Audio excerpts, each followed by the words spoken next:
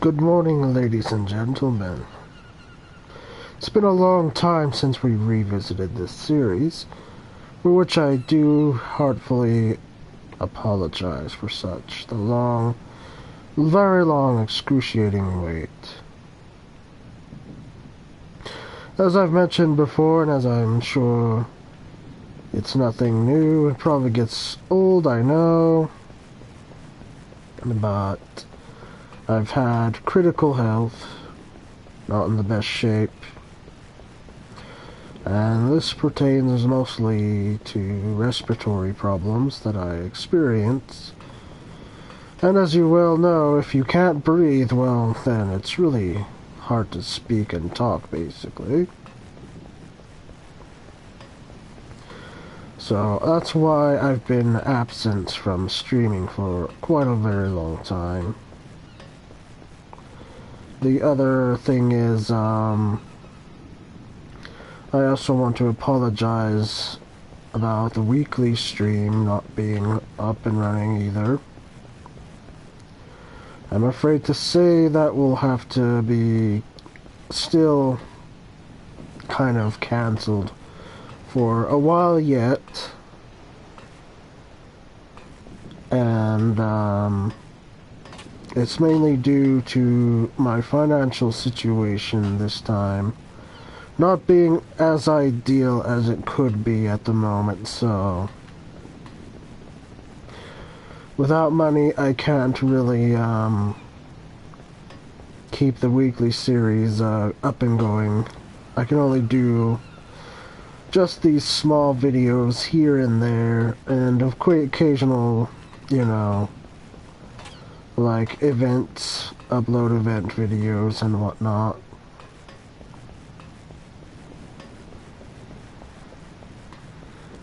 Which, if you've noticed, if you've still been paying attention to your notifications at all, for those of you who are subbed, for those not, welcome to my channel. Those of you who are not subscribed, I hope you enjoy my videos as much as I do doing them.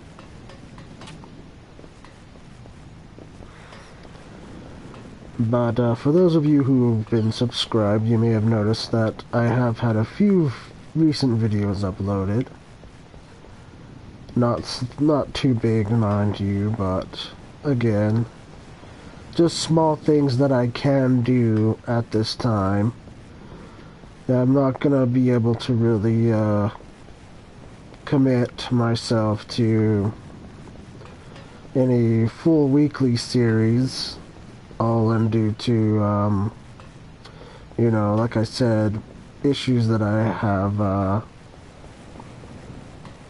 with financial and health issues especially, so it's been pretty rough, if I can be honest here. And it's as depressing as it is disappointing to you, my viewers and such. But nonetheless, I'm glad to still see some of you around. Whenever I see there's been a view and whatnot, it's good to see whether you're a subscriber or not.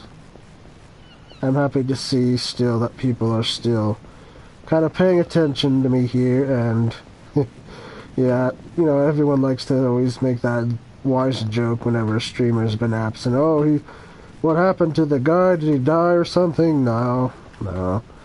I am not dead, I assure you. I'm still here, still alive, still playing Final Fantasy XIV and other games.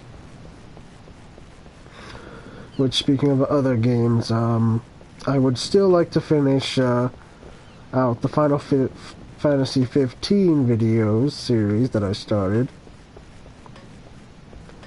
What with the full game play of the whole game that we have, which has been updated since then. There was an update to the Comrades expansion as well as the game itself, with the Royal Edition, which is kind of another cash sync from Square Enix. So You probably won't see me playing that, however, even though I know it has additional story, additional boss fights included.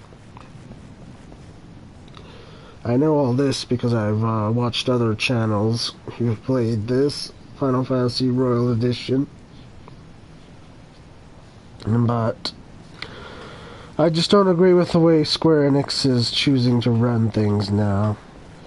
If you're gonna market a product, especially one that you want fans to continuously enjoy, get joy out of, then you don't want to sell yourself short by making it so that the game is an incomplete product. Because that just to the consumer mind tells them that, oh, well, I'm basically paying for garbage because they didn't finish it, and now they're telling me to pay basically more for an incomplete product which I bought, which they marketed and tricked me to buy, convincing me that it was great and everything. Which, don't get me wrong, the game that we got was great. It wasn't too bad at all. There were things that needed to be fixed here and there, and they were patched up. And all that, based from fans' feedback and whatnot, but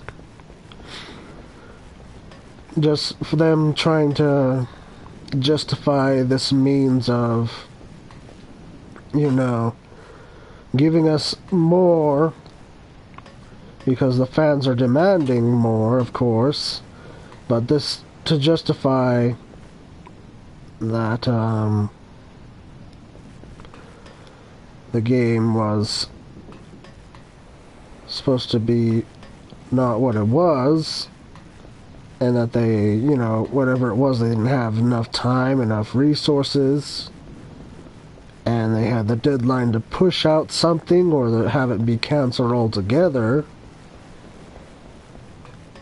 It's still kind of frustrating that they expect you to pay extra on top of interest, you know, for something that they failed to do on time. So that leaves quite a bitter taste in the mouth, and it has with me especially because, like I said, you feel, as a consumer, you feel like you were tricked or deceived in buying a product that was not finished. And now, months later, they're telling you they're finishing of the project now, and that, but you have to pay them to get that extra work that they've just completed, that they should have completed before. So that's just kind of how I feel about that whole business with 15. I'm not gonna buy Royal Edition anytime soon. I don't plan to. If they drop it in price, maybe. I don't know if it becomes, I guess, like $10 or something in the future, then maybe I'll drop in the $10 to get it, but other than that, I really don't agree with how Square Enix is trying to run things around here. So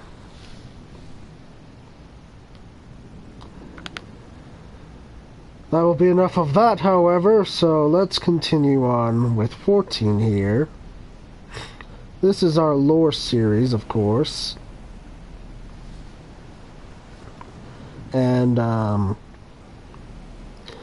last we left off in the story of my character here, Amadeus Aeon, we were at right about around after Castrum Meridianum was seized by ourselves and a group of adventurers from the Scions, as well as the Maelstrom, to take the Castrum. We succeeded. We pushed back their forces, and forced them into a surrender. Their commanding officer there, Nero Tolskeva, had fled the scene, however, much to my character's frustration there.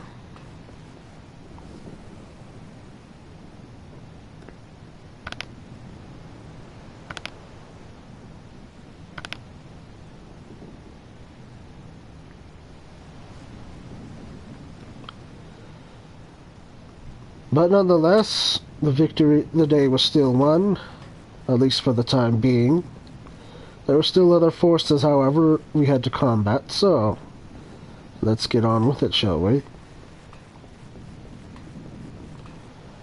Having seized the castrum and securing an invaluable checkpoint in our struggle against the Gallians of the 14th Legion led by Legatus Gaius von Belzar, we set our sights and were ordered by the Admiral to take to sea and provide as a distraction for the Gridanians to make their move. So, we prepared ourselves, we gathered our supplies and our men, we moved out towards Vesper Bay of Thanalan. We headed out that way and provided much-needed support as well as distraction on that front, fending off the Gallians as they came at us. Inevitably, they had dropped their war machines onto our boats, from which I was sent to dispatch them as quickly as possible.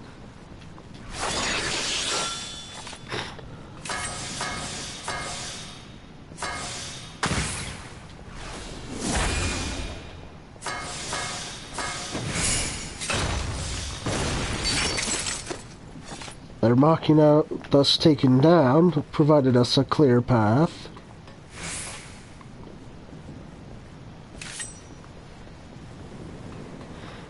The commander himself was leading the brigade, of course, the commander of Maelstrom.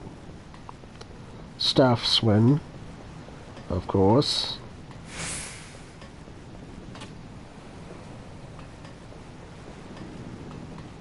And we had heard news after our distraction that the Gridanians were indeed successful, and they took their castrum very well and were rendezvousing with Ralbon's company in northern Thanalan. With what men we had there, we sent them off to provide and lend support to the mortal flames.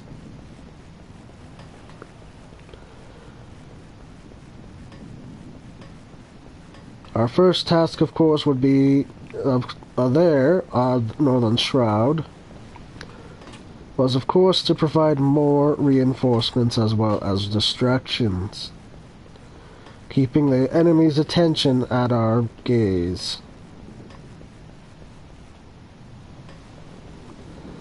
This, thus achieved, made it much easier for our hero and savior of the realm, the Warrior of Light, also known as the Icon Slayer.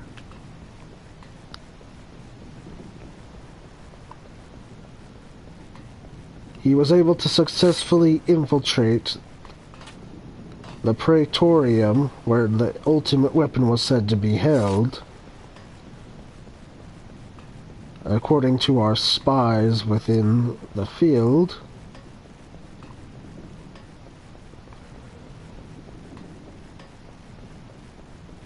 And because our mission was successful and we distracted them long enough, the Warrior of Light was successful in infiltrating the Praetorium. Him and his party pushed through as much as they could, while myself and the other Scions continued to lend our support elsewhere.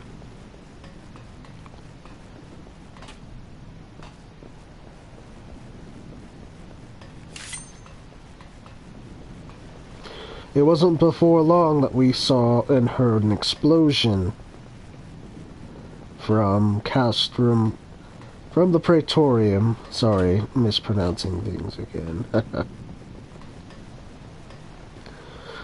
It would seem that the guns were used on to launch an attack on a Garlean airship from within the Praetorium itself.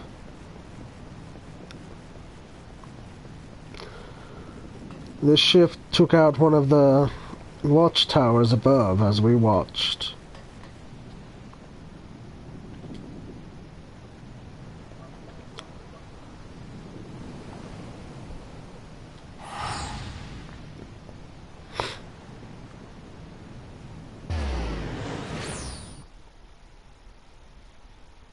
We had wondered what was going on, as we were in the midst of the chaos fighting the Garleans.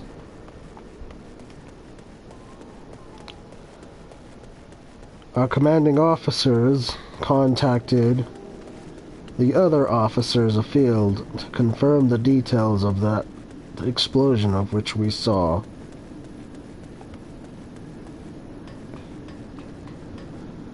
They said that the explosion came from a turret, of course, as we had assumed, and that the launched assault was created by the Warrior of Light.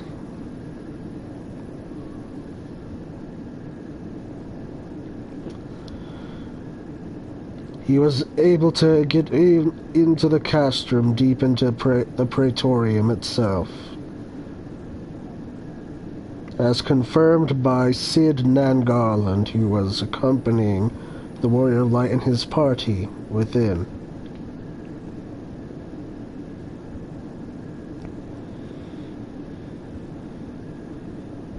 All we had to do after now is to hold the line until the ultimate weapon was destroyed. And so we fought viciously. With me and our company and the other alliances, we fought viciously upon the field, fighting wave after wave of the Garleans.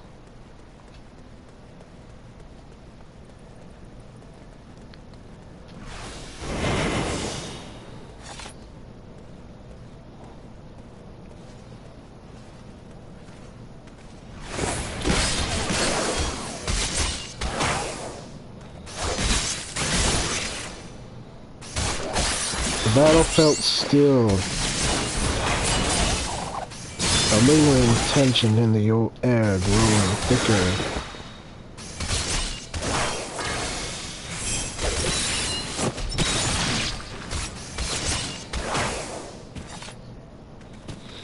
Our enemies fell, as our allies did as well, one by one.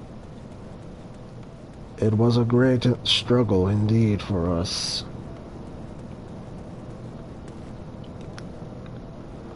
Then we heard another sound, another explosion.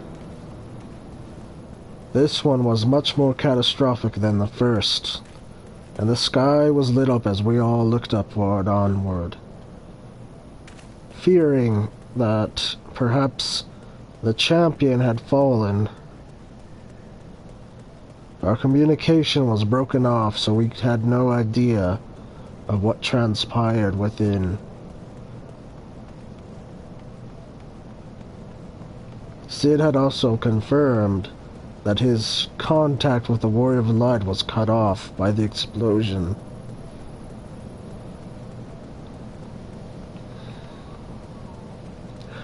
General Raubin ordered us to retreat. So retreat we did. We gathered our injured and took off towards the power plant to recuperate and rest.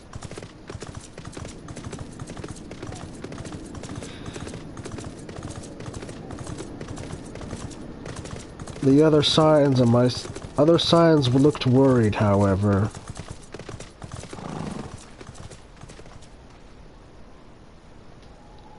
Even as they were trying their best to keep calm and assess the situation further.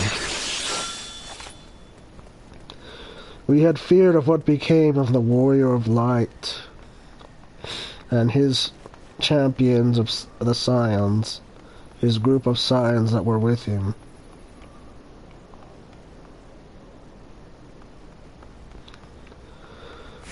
Many attempts were made to get a hold of him, but none were successful.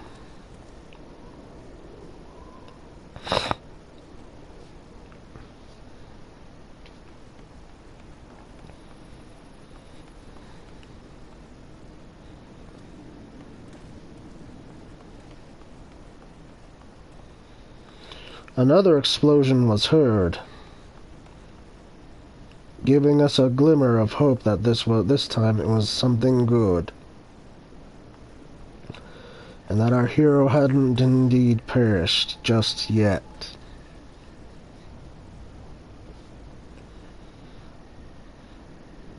We all waited anxiously and impatiently, hoping to see the results of this battle. As we treated our injured, we looked on, and that's all we could do was look on. I clenched my fist in frustration once more. If only there was more I could do. But for now we'd have to just trust in the Warrior of Light and hope that he was okay and would come back to us safe and sound.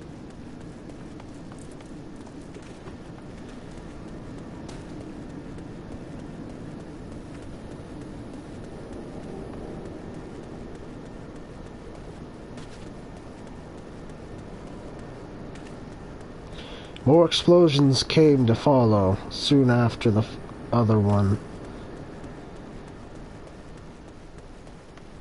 The Praetorium was lit ablaze, according to the scouts, of which we had sent out to ascertain the situation further.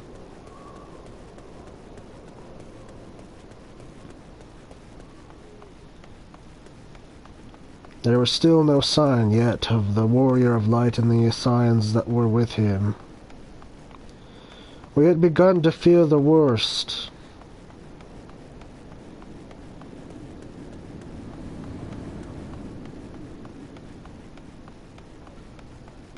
But then,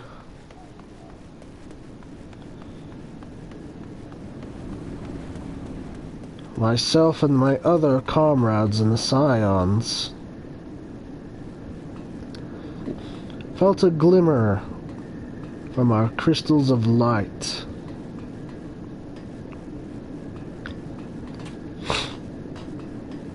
It was Heidelin, and she was calling to us, beseeching us to call out to the Warrior of Light himself.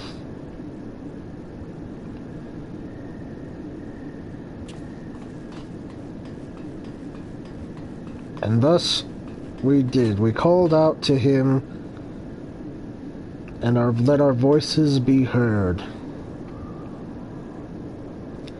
And before we knew it, he appeared once more.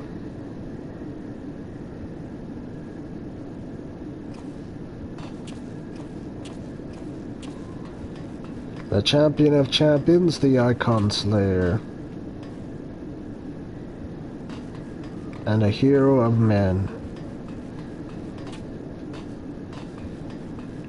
He appeared somewhat scratched, but nonetheless less for war, him and his comrades.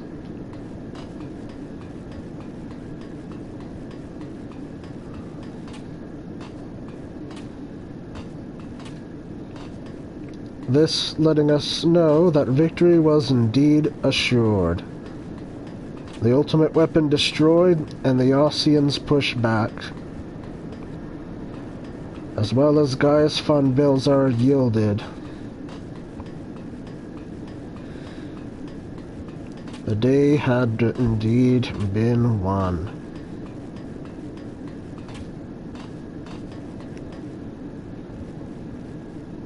We all celebrated in joy.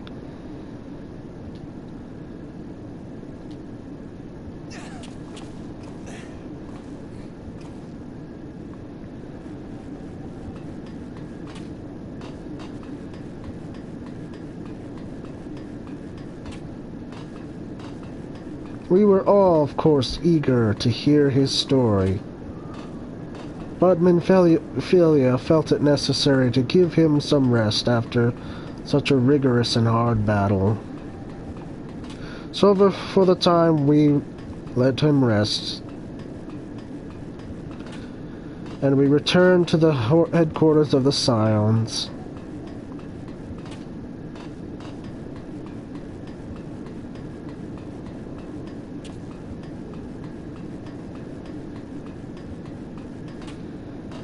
A day after, of course, we had heard the Alliance planned to re-establish itself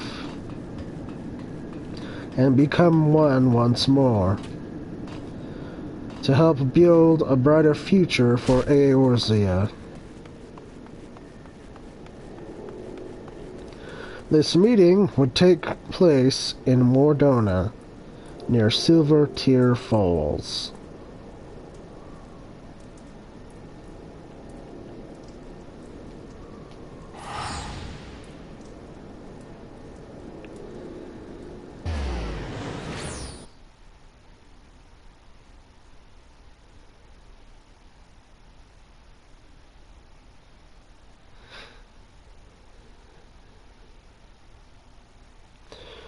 I was also happy to know, of course, that Thancred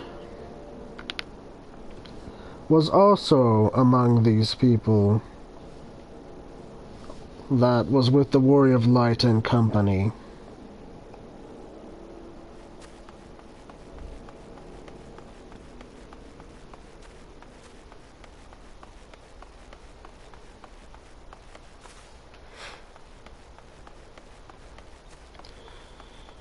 He had regaled me when I asked what had happened to him and that Aeon. He said that he blacked out after attempting to make an escape, to which he assumed was the doing of the Aeon known as La Habrea.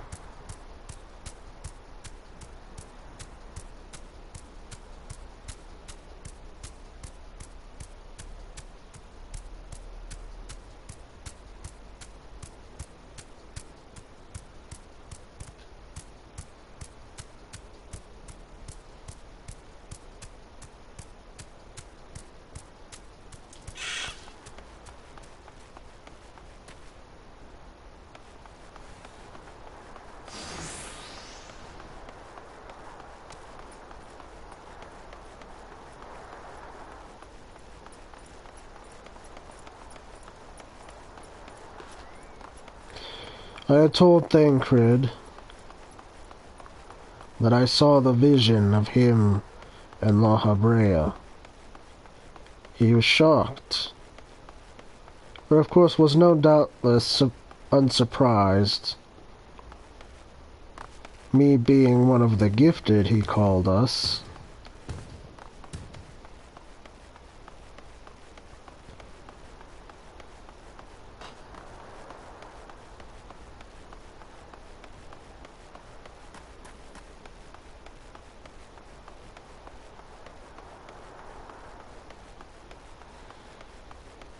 But he had regressed feelings of remorse, nonetheless, that he had allowed himself to be taken over by an Aeon such as La Habrea.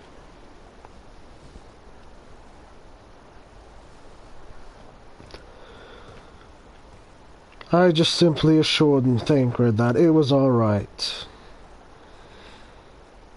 That in any circumstances, anyone probably would have been taken.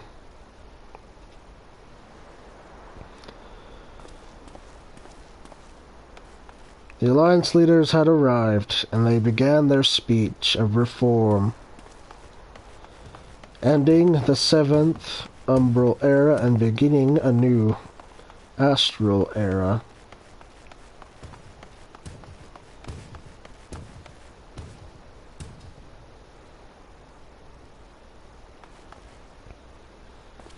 And thus a new alliance had been formed.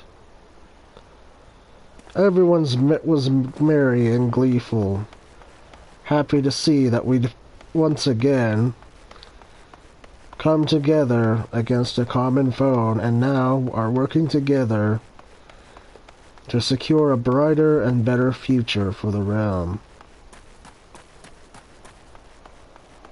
However, after this grand declaration, there was a very disturbing revelation. A roar so very deep and loud was heard, and it shook the foundations within Mordona.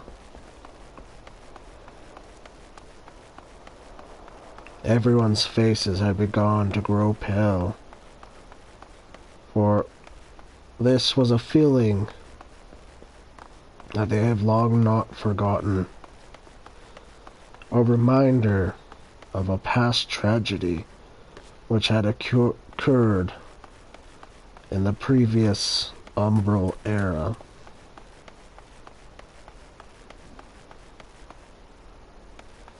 That which brought forth the calamity, the dread worm and king of the skies, Bahamut.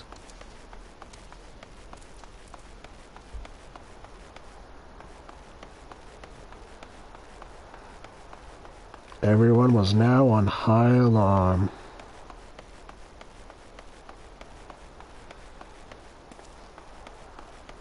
The peace which they'd long sought interrupted once more by ill tidings.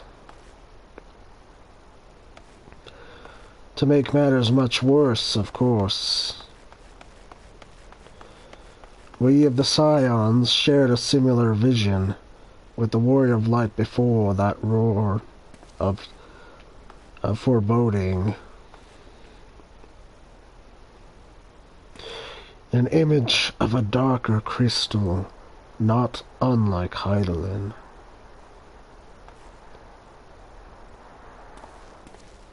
We all felt the grim tiding.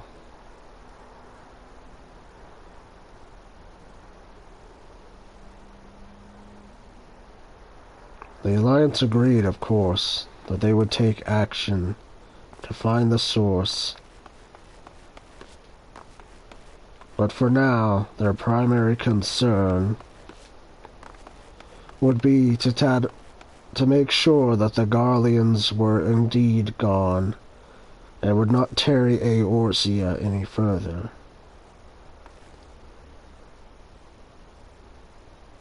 So they entrusted the task of investigation to us Scions, naturally. However, Scions were becoming quickly popular after Operation Archon's success. The tasks grew numerous and far. We continued to monitor the Beastmen, as well as assist our Grand Company friends with any tasks that needed to be done.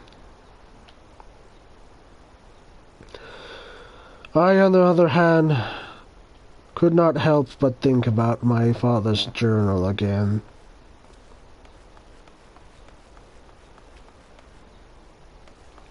And it was a constant reminder to me that I still needed to find and locate my father who had gone missing. I couldn't help but wonder, these tales of the dread worm Bahamut seemed too good to be true.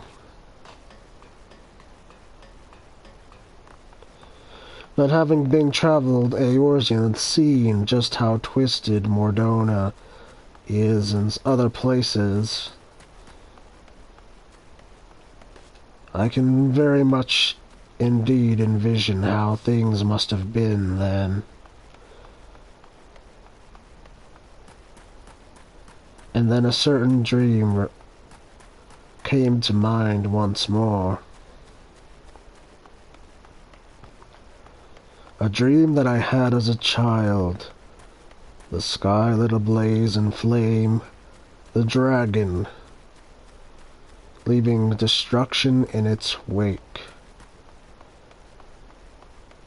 The two must be connected to my father somehow. But seeing again how our hands were tied and filled with other tasks, I didn't know whether or not it would be possible to delve deeper into the remains of the coils, or also known to the Eorzeans as the Red Moon Dalamud, which function as a containment cell for the primal, the Icon Bahamut.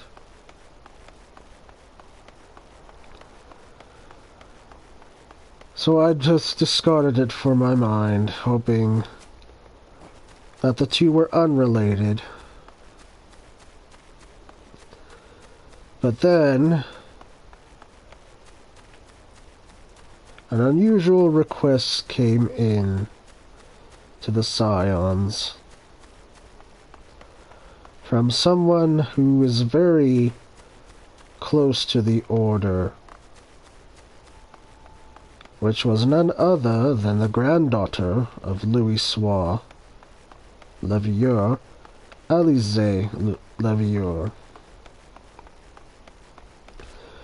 She had came into the Waking Sands requesting assistance from able-bodied adventurers like the Warrior of Light and myself to go with her on an investigation, a private investigation, but one that was undoubtedly approved by the Grand Companies and by Minfilia, of course. But Orion Zay would not let Elise go alone, so he elected and implored her to seek out those of us with the gift of Heidelin, the Echo. She had thought to petition the Warrior of Light for assistance, but then upon realizing that he was busy within Mordona's walls, she decided best not to, and instead turned her eyes towards myself and the others. She was practically pleading, in fact, that some of us aid her in her recourse. I could see the passion and fire in young Alize's eyes. And so, I elected to volunteer myself to join her expedition into these coils, these tattered remains of the Red Moon Dalamud.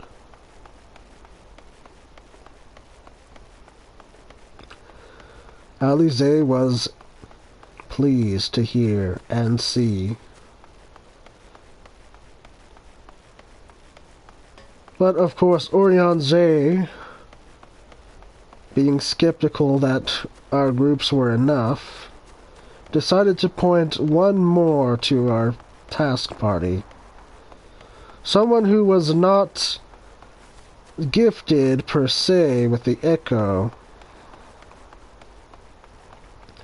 but someone nonetheless who had unique ability and powers. what Aurion said was called in the Ishgardians' language a dark night. And this dark night, as Aurion said, was a fellow that served as a retainer to Master Louis Soir Levieur.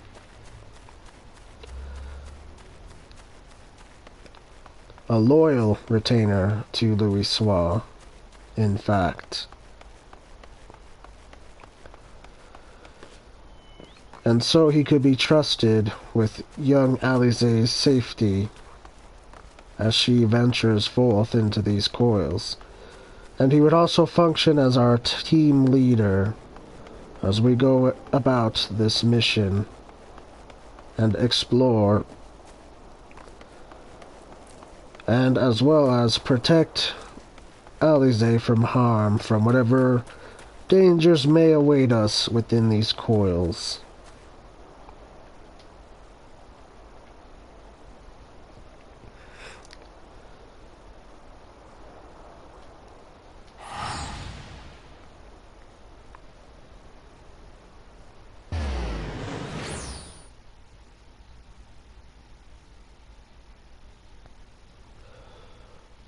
Our first trip within the expedition would lead us into one that was held by the Garleans. A coil within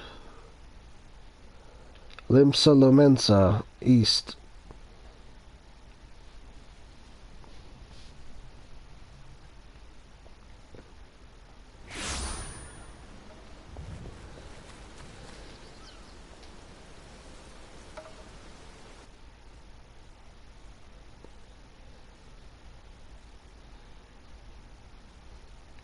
Having already secured this cast room from our previous venture,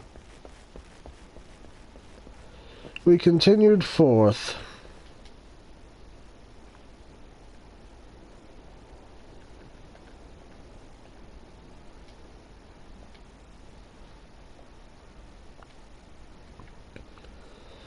We made our way through the gatehold, which the Garleans constructed to keep any Allagan constructs at bay, should they activate and become sentient. We traveled deep in the chasm, beholding a marvelous sight, and a twisted landscape beyond imagining.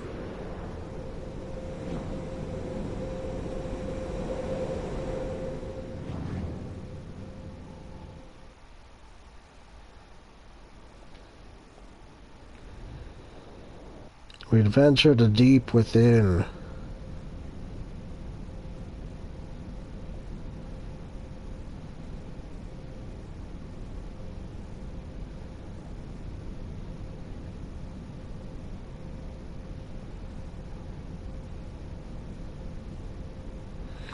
Alize explained some things along the way, of course, being the natural-born scholar that she is.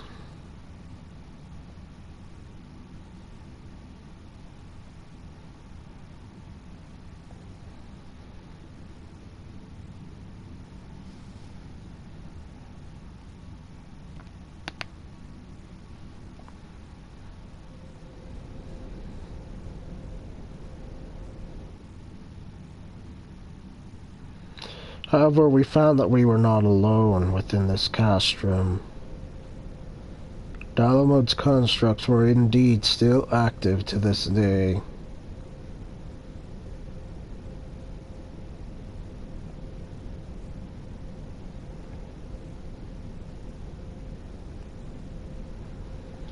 Hence why I was here, to fight off any constructs within. Led by our leader, the Dark Knight retainer of Master Louis Soir, we fended off these constructs and traveled deeper and deeper within.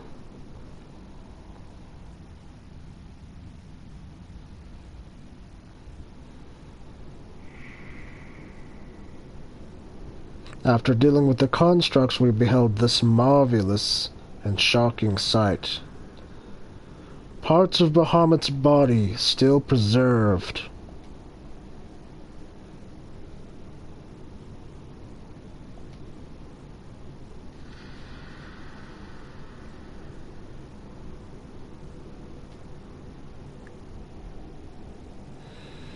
It was as if he had never truly vanished.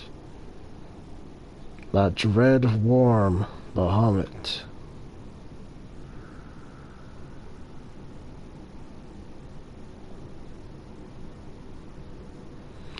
Alize concluded that his form was perfectly preserved due to the Allagan construct's work in trying to regenerate the primal itself. But we would need to dig further down into the coil to find out if this was true or not.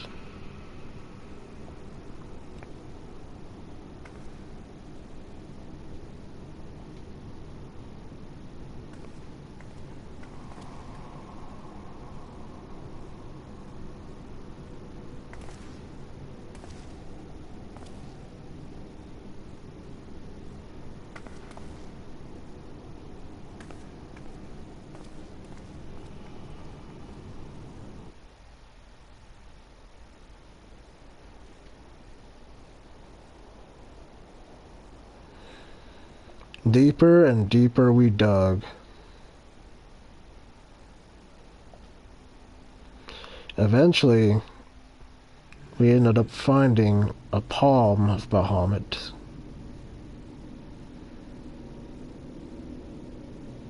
Such a massive scale this dragon was.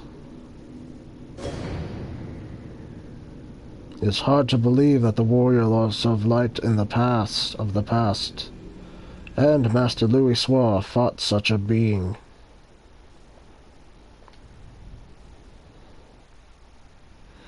A being of immeasurable power and size.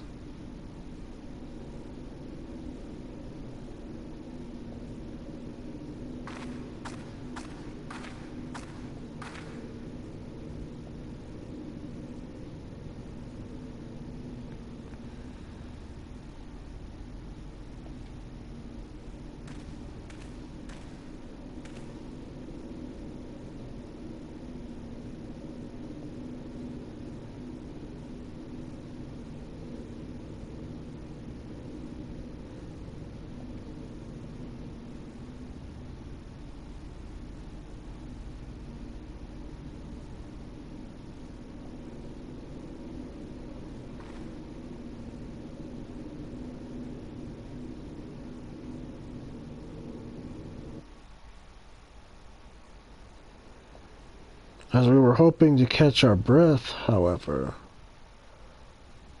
a dragon flew upon us from the sky above.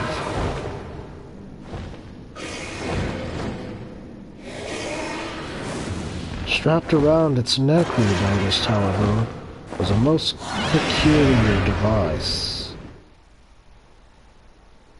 It was as if the creature was not itself, but it was being controlled by something. We had fought the beast, led by the retainer of Louis Soir, and succeeded in slaying it, smashing the device in the process that had held it as a prisoner. And then we pressed onward.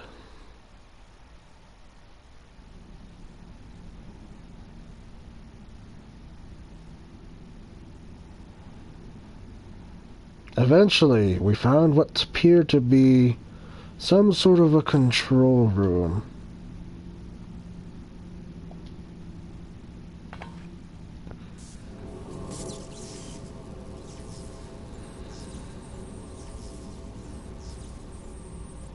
Louis Soir's retainer cautioned Alize to be careful, but she said she was fine.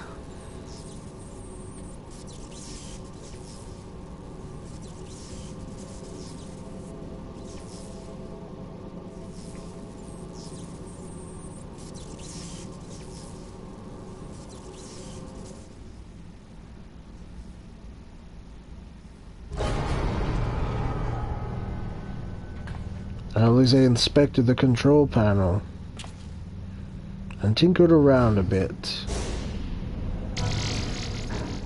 Eventually it sprung to life and buzzed.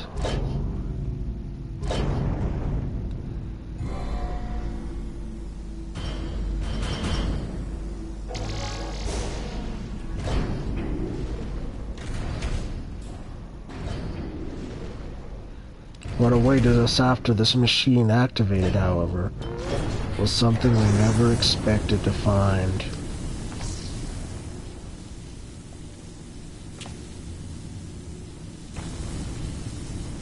For what we found deep within the coil was the heart of Bahamut.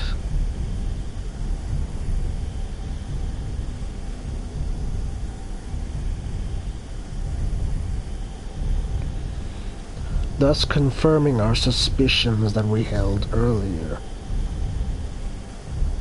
The Allegan machinery was indeed regenerating its prisoner, its previous prisoner.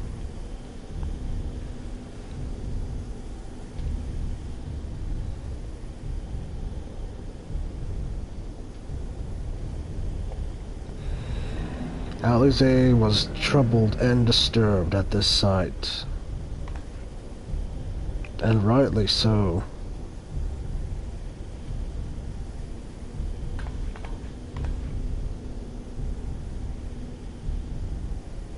Alize had begun to act slightly strange, however, as we were heading for the exit.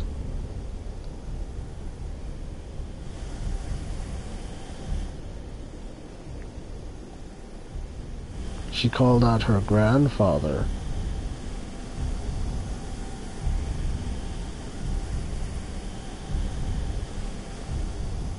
But we could not see it ourselves. We did not know what Alize was talking about.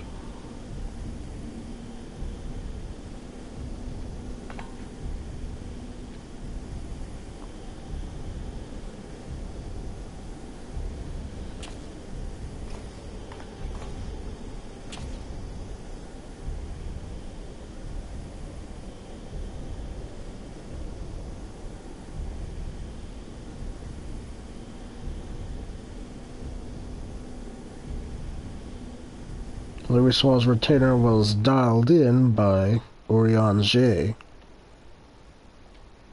He had shared his discovery.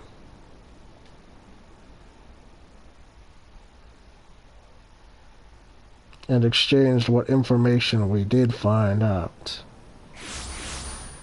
within the coils.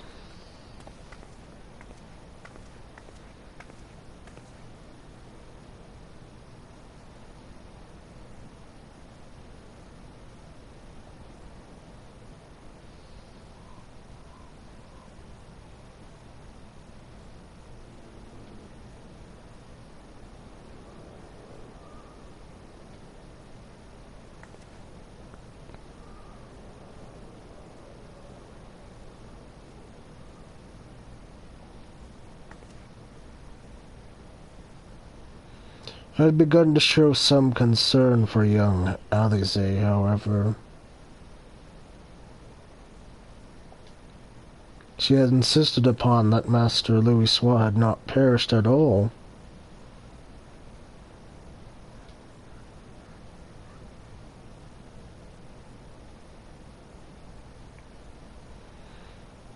When I asked Master Louis's retainer more about the man in question, he said perhaps the granddaughter was seeing ghosts of her past,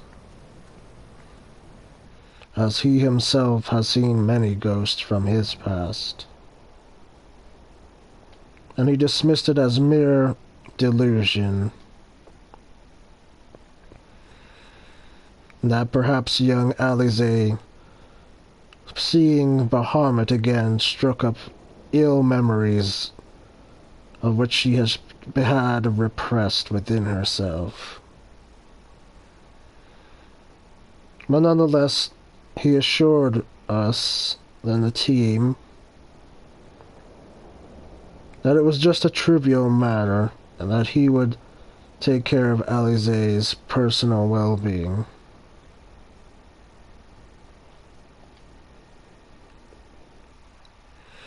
We waited a few days until the next cast room was located, the next coil.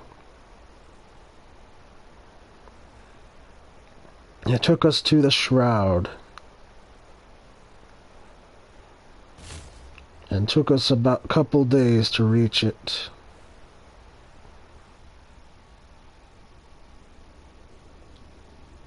Once there, an interesting sight beheld us. Corrupted ether had shaped the shroud in such a unique and fascinating way.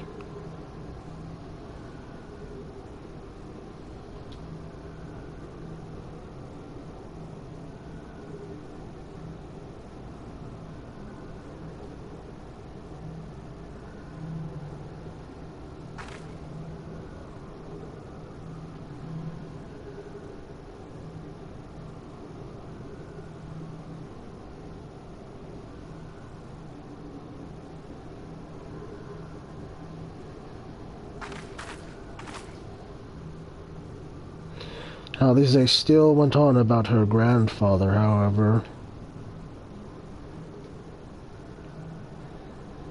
It was indeed very concerning. But Master Louisoix's retainer had told us that it was not of our concern, so we elected to let him quiet Alizé's troubles and worries.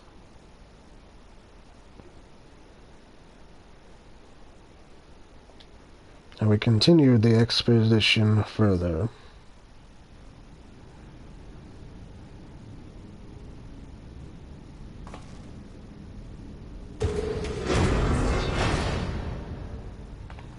We were halted by a figure clad in armor, though, as we got further down. A figure not easily recognized by myself. But to Louisoix's retainer and Alizé, this was indeed the face of an enemy long thought deceased.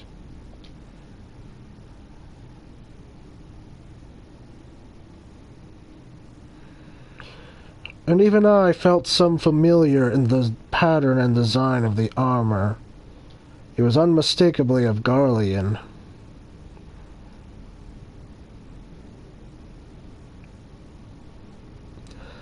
Alizé retorted that it was indeed a Garlean legatus. The legatus known as the Raven.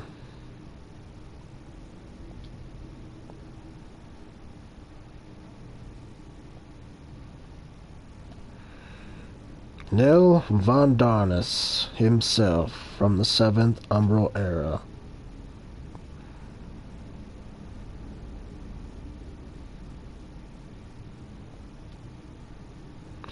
This man, however, acted oddly. He did not act like a legatus would. It was strange to me, as it was to Alizé and Master Louisoix's retainer. His speech pattern and mannerisms were like that of a man possessed. He spoke of Bahamut as if it were a god in his eyes, to which this brought back a familiar notion from our earlier mission with Ifrit. Could possible tempering be involved here?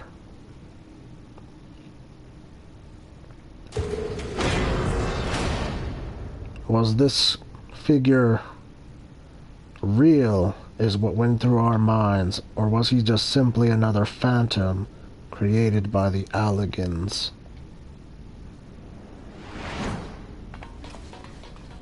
We were unsure.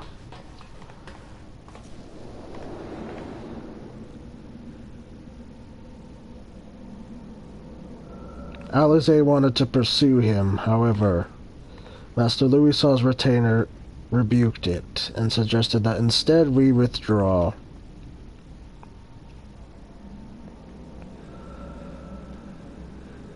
A frustrated Alize was not content with this, and Master Louis's retainer had said he was given orders to drag her out if need be.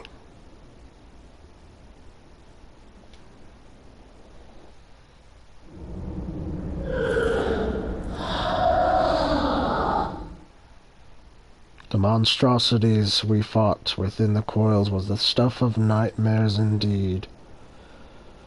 Nightmares made flesh.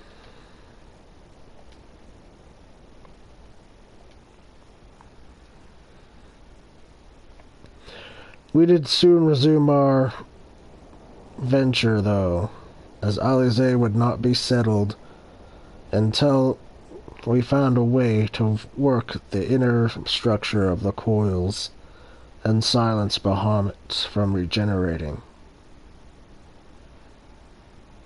On that note, everyone agreed that we had to see this task done for the sake of the realm.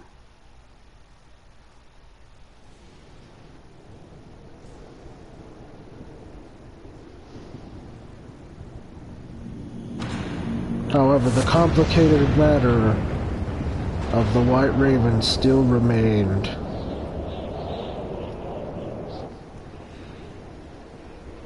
We had to get to the bottom of this mystery as soon as possible if we were to continue forth.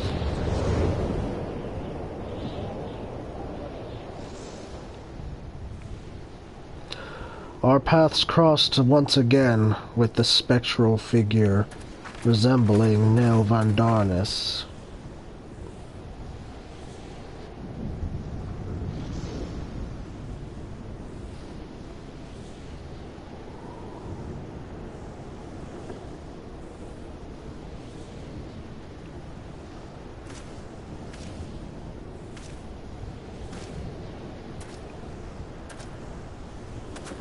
This time, we knew a fight was coming, so we readied ourselves.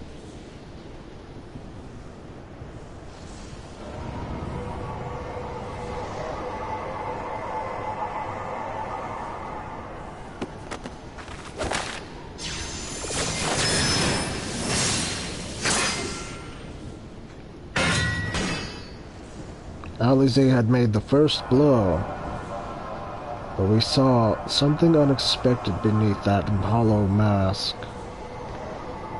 The face of a Garlean-born woman.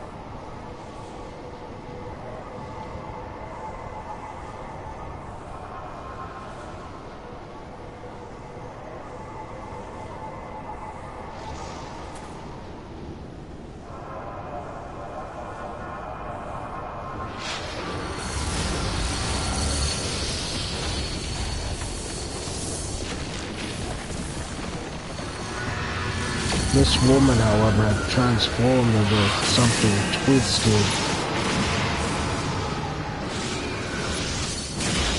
Something chimerical indeed. Something resembling that of the Dreadworm itself.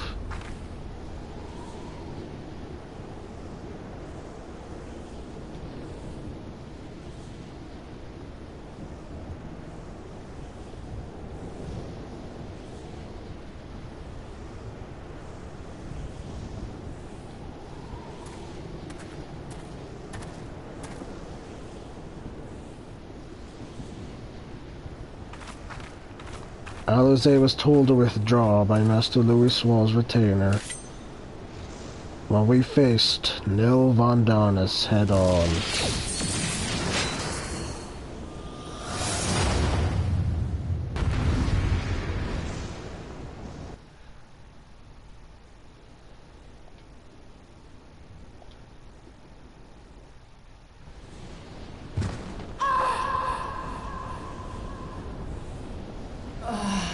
We succeeded in driving Nell down after a very lengthy and rigorous fight.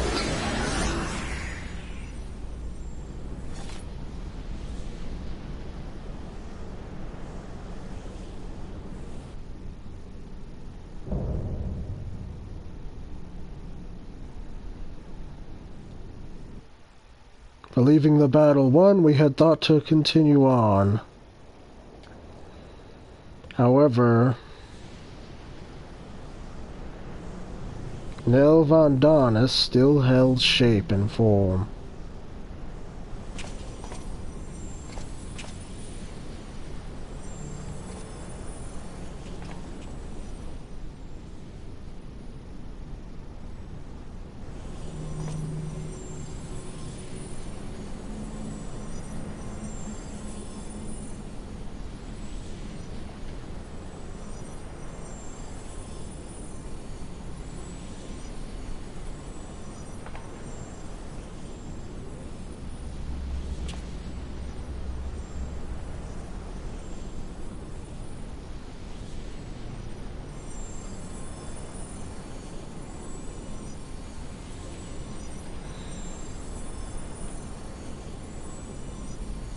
The possessed Nelvandanis had begun speaking like a Gallian once more.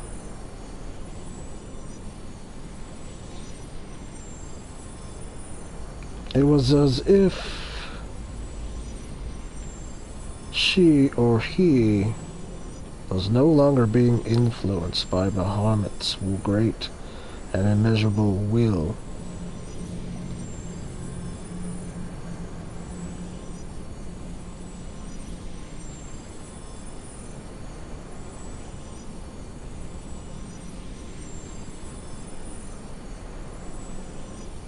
Her words did not make sense to us. She began babbling about having a body not her own.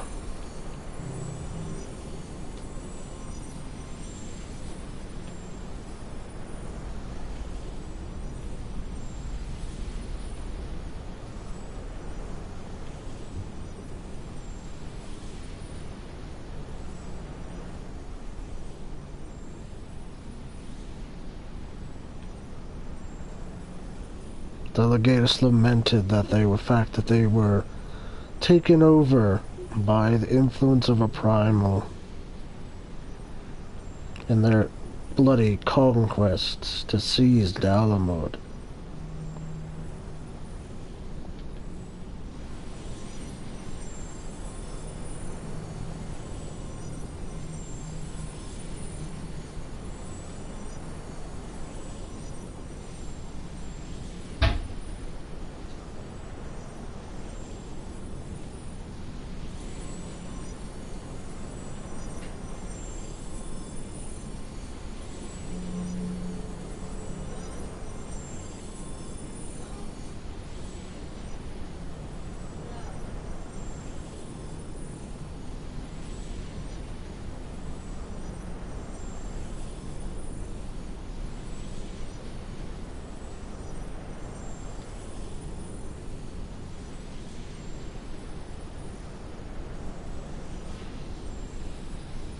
Hearing the final plight of Nelvandanis, Alize was still convinced that Louis Soir was still amongst the living. But before Louis Soir's retainer could speak to rebuke her,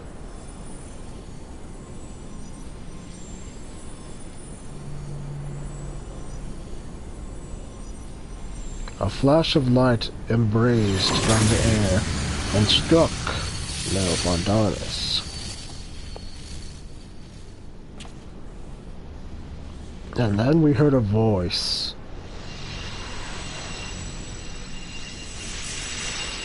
Telling Nelvandanis to hold her tongue.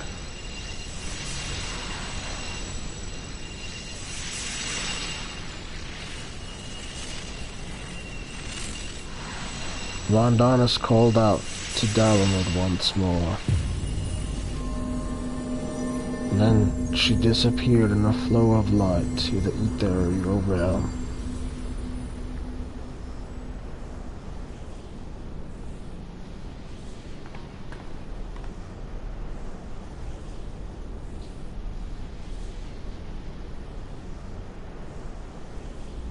Alize and Louis Soir's retainer both recognized the voice.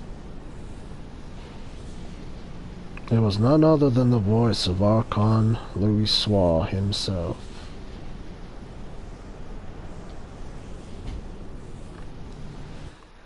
Alize was convinced more than ever that she had more resolve to save her grandfather from primal influence. So we proceeded onward to the coil control room.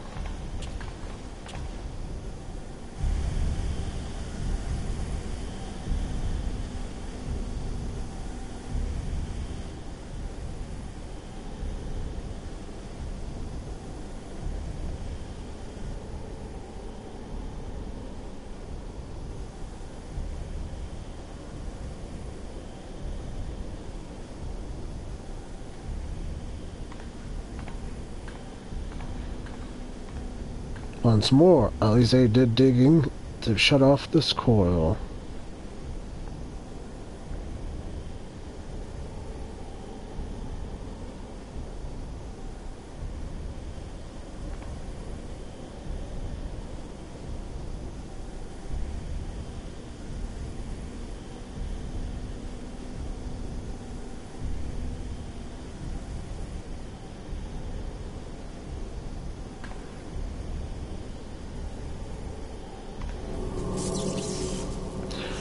Upon deactivating this coil, however, someone appeared before us. The voice we had heard before, confirmed before our very own eyes.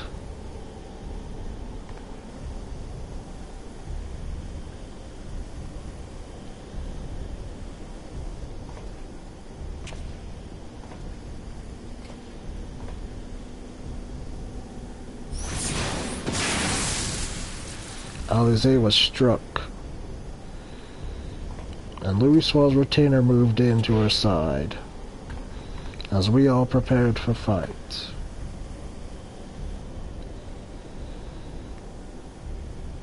But we hesitated, for there standing before us was indeed Master Archon Louis Levieux.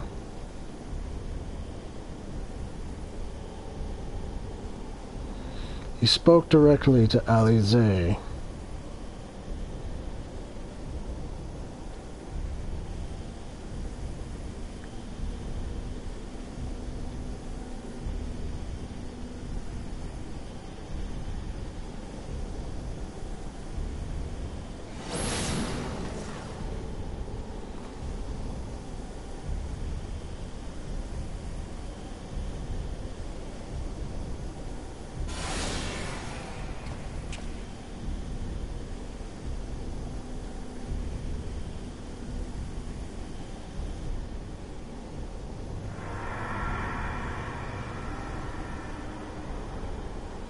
It was unmistakable that Louis was enthralled to Bahamut's will as well.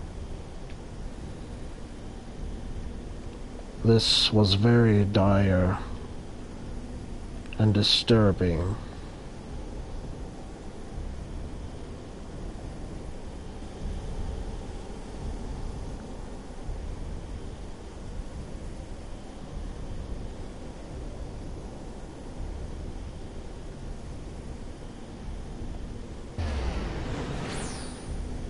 Louis had vanished after giving us a warning that should we continue to meddle in the regeneration of Bahamut, we would force his hand to strike us.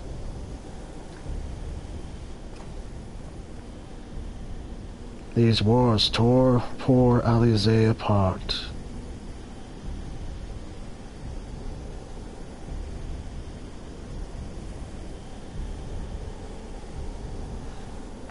She lashed out at Bahamut's body,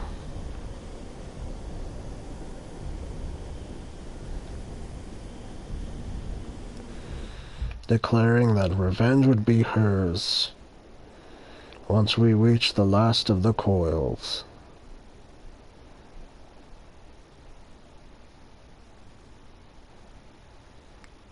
We swiftly retreated from the coil.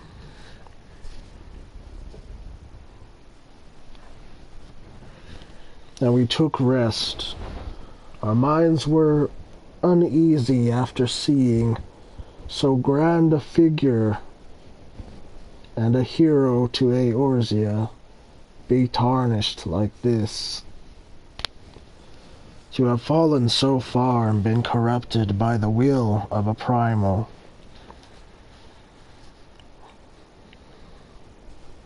We all felt disdained and disheartened. Alize most of all. There was a silence between the group as we traveled back to Ul'dah and tell Urianger of what we had learned and what had transpired within this coil.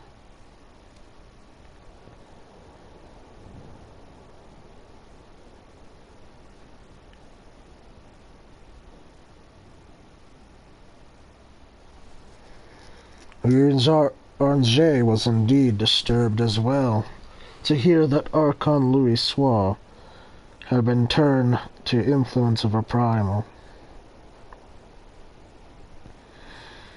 I overheard him speaking with Louis' retainer.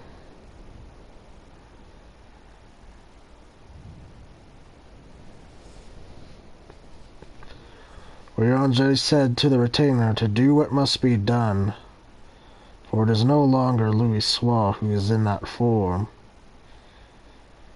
And the retainer nodded his head in agreement.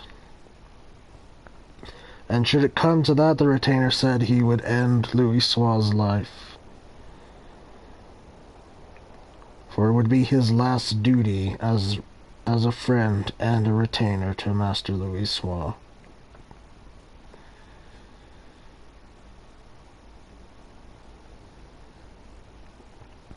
This they said without informing Alize, of course.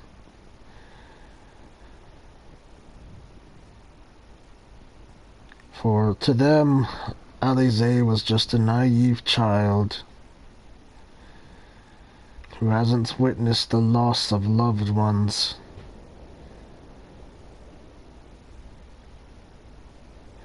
And comrades amongst the fields of battle.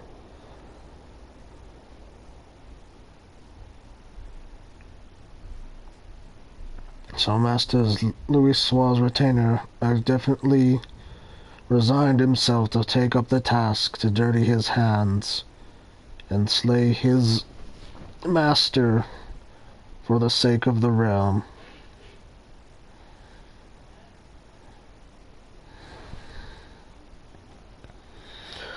Someone else was also concerned for Alize, however, and had caught wind of the expedition. Young Alphino, her twin brother, and he decided he would join this expedition himself. With no objections from Urianger, of course, nor of Louis' retainer. They welcomed his presence and hoped it would go a long way to satisfy Alize's curiosity, as well as to put her mind at ease.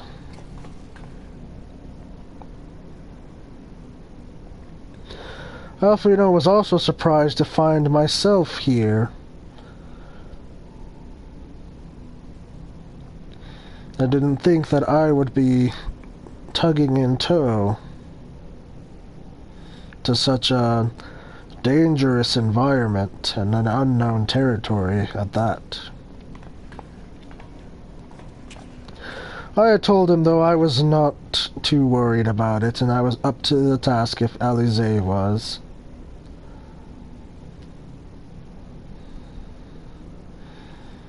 He smiled and nodded, and of course said that my presence was indeed a warming presence. All of ours was that were with Alize. For we would surely need it when we finally confront Louis Soir.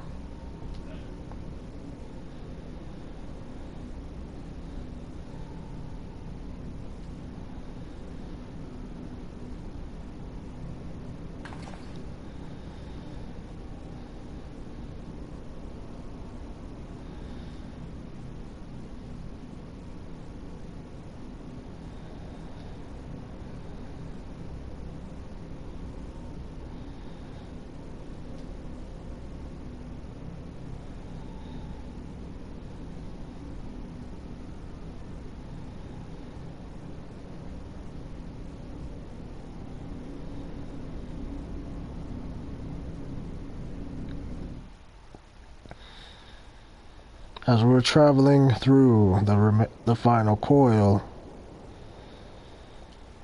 we came across dragons in this place. Dragons concealed in what appeared to be casing, filled with what I would assume were life preservatives.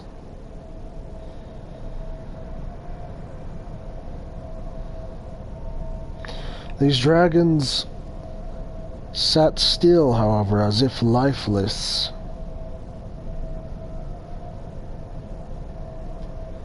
Perfectly preserved, and perhaps hibernation.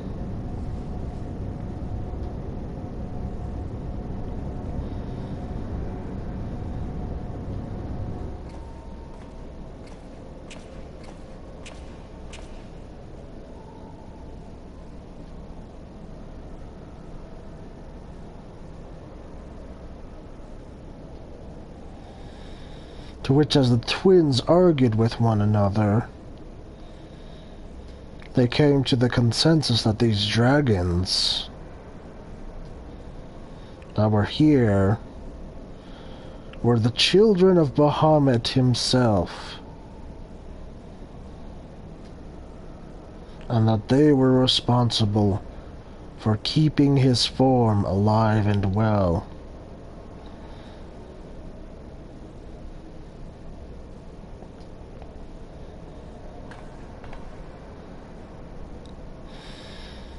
The twins continue to argue further on what must be done.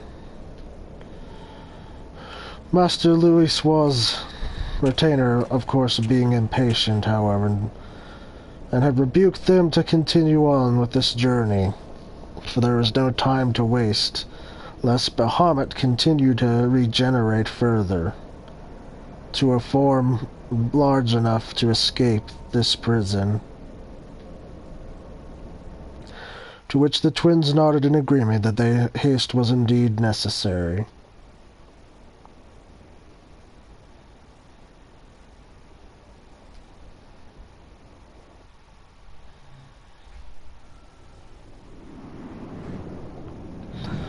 Deeper and deeper we climbed.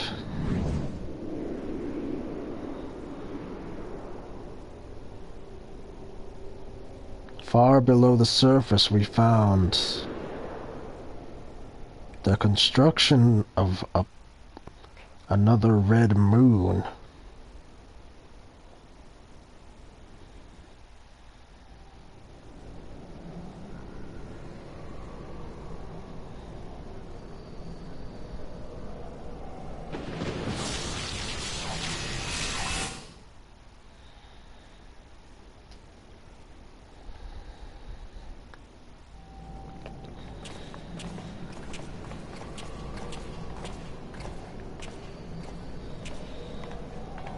We were marveled by such a size and mass being created from the scraps of the old Dalamud.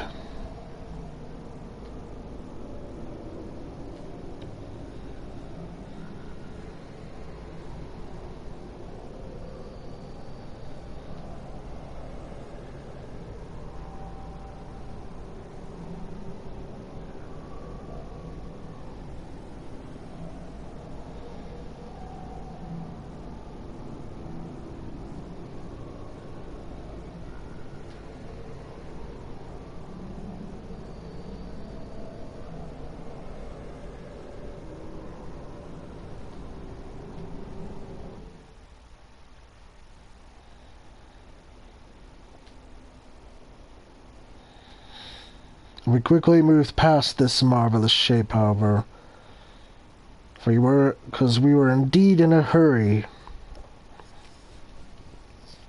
to get the last coil silenced, and Bahamut with it dead and gone.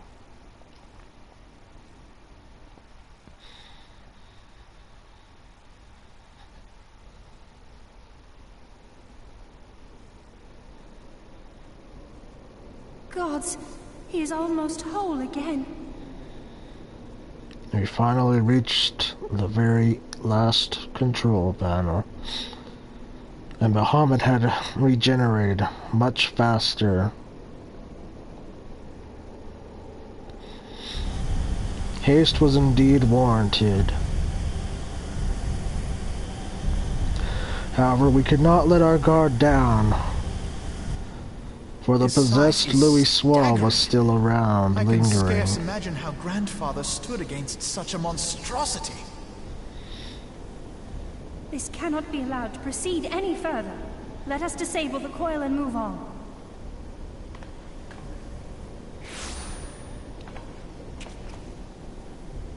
Grandfather? No, that man is dead. I will not dishonor my beloved grandsire's memory by calling you such. You are but his twisted shape, the thrall of a mad primal. You were foolish to disregard my warning, child. Are you so convinced of your own righteousness?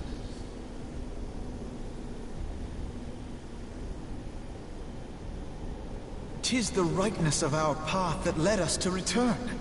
Eorzea will never be safe whilst Bahamut remains to threaten all we hold dear.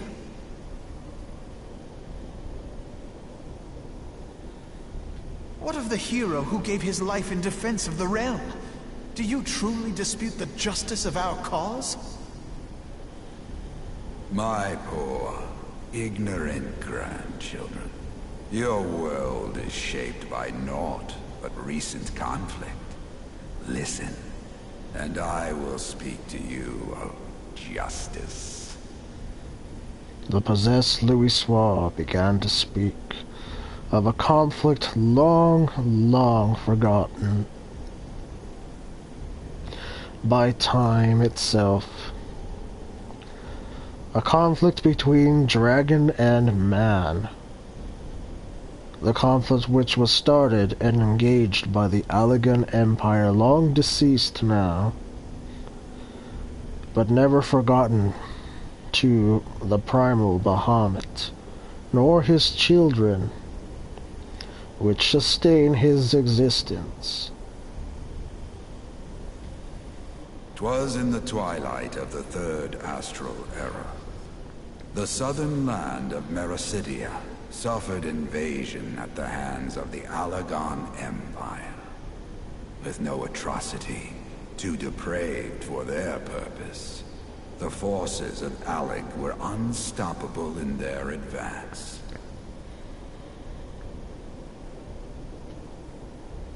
Desperate for salvation, the dragons prayed to one of their first brood, to their ancestor Bahamut. Infused by the power of their fervent supplications, Bahamut arose from the abyss of death and took wing as the Mericidians' new-born god. Yet this great miracle would only serve to further the maniacal designs of the dragon's imperial conquerors. The cruel fetters which bind my lord stand testament to the Aegon's boundless greed and hubris. I once summoned the 12 in an attempt to forestall the advent of the 7th Umbral Era. What then did the dragons of Mericidia do that I did not? Wherefore are they accursed and I exalted? 'Tis man's overweening belief in his own primacy that blinds him to the commonness of his condition and the truth of his own tyranny. As long as man is suffered to remain, the dragons shall never be at peace.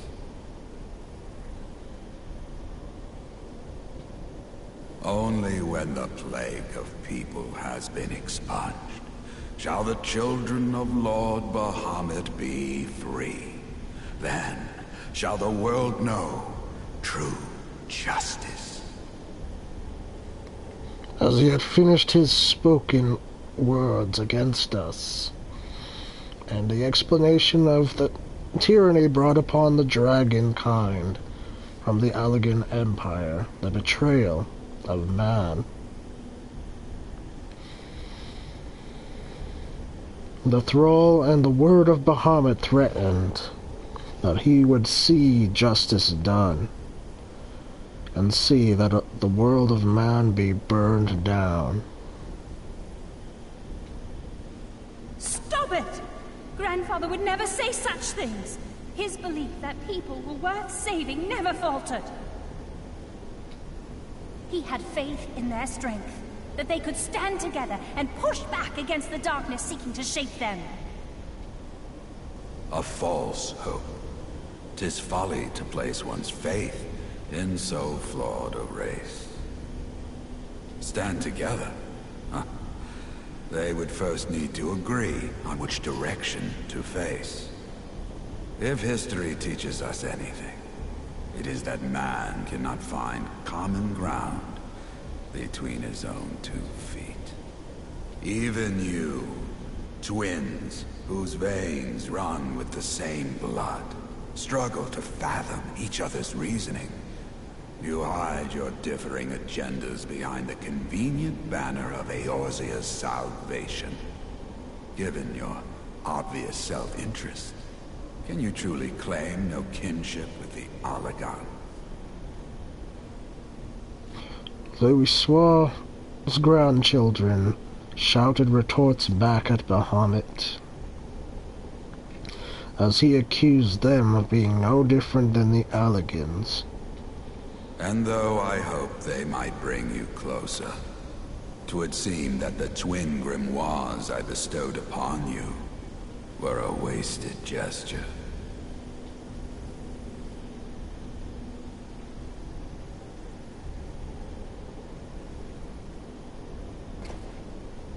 There may well be truth in your judgment of Alize and me, but such a one-sided tirade bemoaning the evils of man rings false, coming from the lips of Archon Louisoix. Tell me, do you champion the cause of dragons because Bahamut compels you as his thrall? Or is it because you yourself have transcended the limits of man's existence? Ah, so the possibility did not escape your notice. What I prayed for, and what I have become. These are the keys that unlock the truth behind Eorzea's rebirth.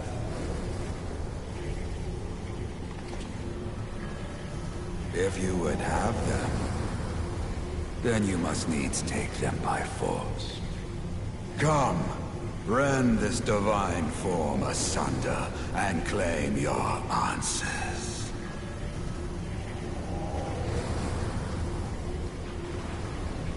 Alphino had rejected the words of Bahamut, and suggested that instead of Louisoix becoming his champion, that Louisoix himself had become a primal. This notion was not denied by Bahamut's word. Louisoix had indeed become a primal, and before our own eyes transformed into that self-same deity.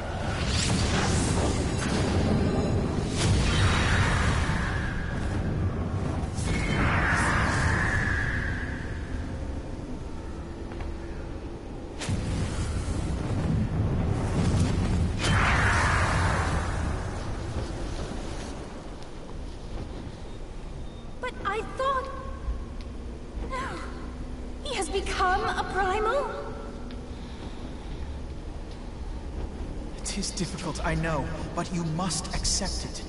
That entity is no phantom or imposter. It is our beloved grandsire.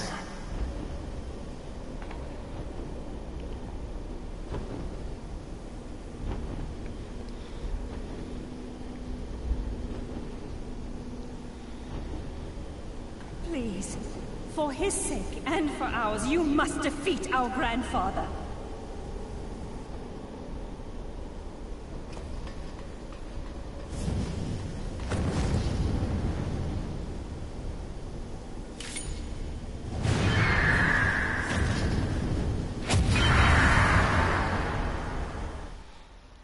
At the behest of the twins, we did spring into action. Louis's retainer remained behind, however, because he is not blessed with the echo. He cannot withstand primal influence. So he elected to stay behind and shield the twins if necessary, and need be throw down his life for them to escape. Thus agreed, we charged straight in and faced Louis's primal, the immortal Phoenix.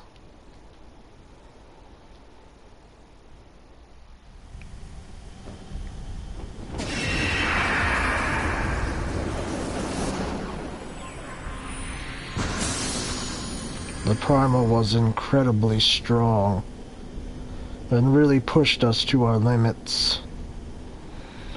We felt every inch of our bodies aching and shaking from the pain and rigorous struggle.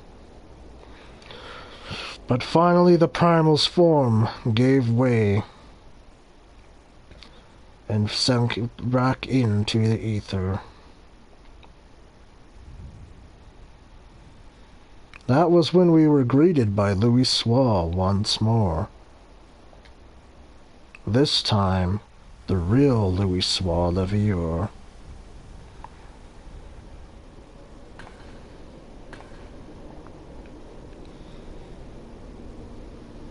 Grandfather is truly gone this time, but better it end this way than the alternative.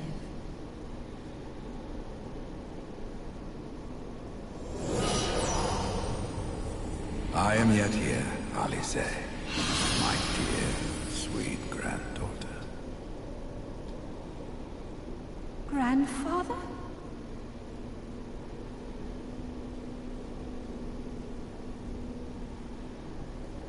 I must thank you, warrior of light. Without your valor, I might never have broken free of Bahamut's control. These last few moments are mine, to live as the man I once was. This is all that I wanted. Yet, now that it is happening, I find myself struggling to believe it. Is it really you?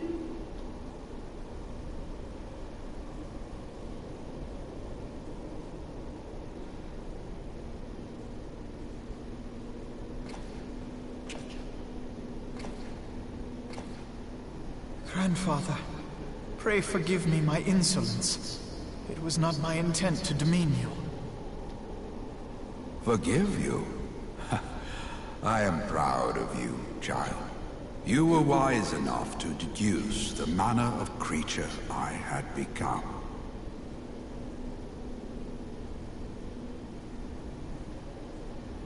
Alphino, Alize, if any here should beg forgiveness, it is I.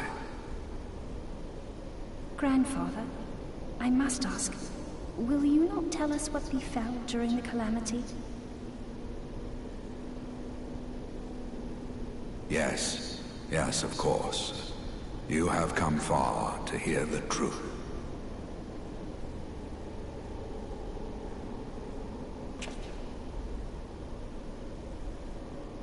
Let us then begin the tale at the Battle of Cartano, where clashed the forces of the Garlean Empire and the Eorzean Alliance.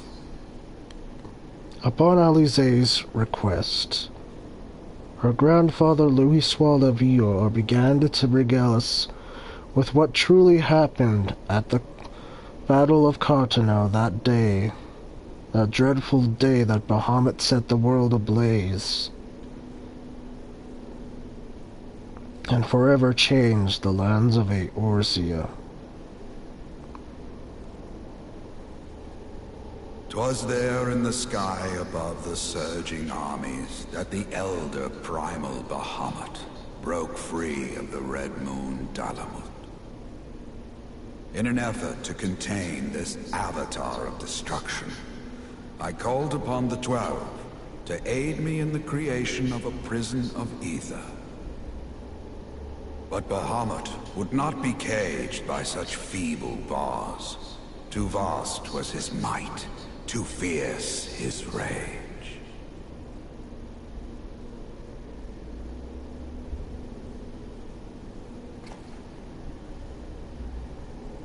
Little choice remained to me. I used the last of my strength to entrust our hope unto the future, and prepared to meet my end.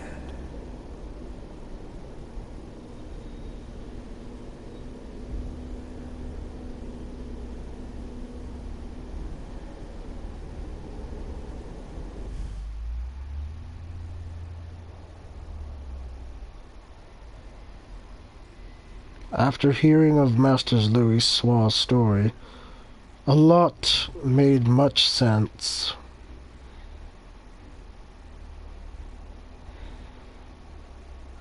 However, I still struggled to connect my father and that event together, even though I had seen the visions of this very selfsame battle that Louis Swaw described. I asked him a question of my own. Master Levior, if you please. My father, he was a scion and fought alongside you that day. Do you recall what may have happened to him, if at all? Master Louis Swaw looked right at me, his face scrutted by uncertainty. And then he spoke to me. There were many a face within this battle. Some I could not save, some I did save. Who exactly was freed and rescued upon my request of the 12, I cannot say. But I pray that it is so, that your father is indeed alive and well, and that the answers of which you are seeking, young man, come to fruition as well as they have here.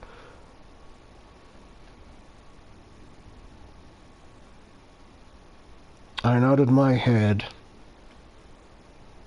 Thank you for your wisdom, Master Louis Swaw. I pray it is so, and that my father is found. For it would be very disappointing to me should I find that he is no longer amongst us.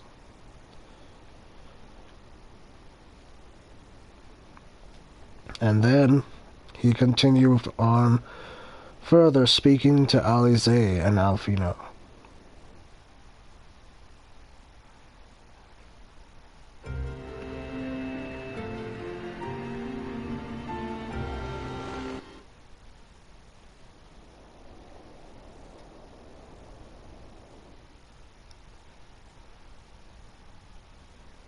As you have no doubt surmised, I did not perish. When the cage built from the essences of the 12 was destroyed, the sky was filled with a colossal cloud of ether. This drifting energy responded to the prayers of those fighting below, and to my own desperate wish that the dying realm be saved by infusing me with the power of a primal. I became the immortal phoenix, ancient symbol of rebirth. Rising into the sky, I struck Bahamut with all my newfound strength. The blow shattered his earthly form, and a shower of ether rained down upon the land. Thus began the rejuvenation of Eorzea. Believing the deed done, I relinquished my hold on that staggering energy, desirous that it should be returned to the realm without delay. But I had not reckoned on Bahamut's tenacious will. Even as he teetered upon the cusp of oblivion, the dragon reached out to claim me.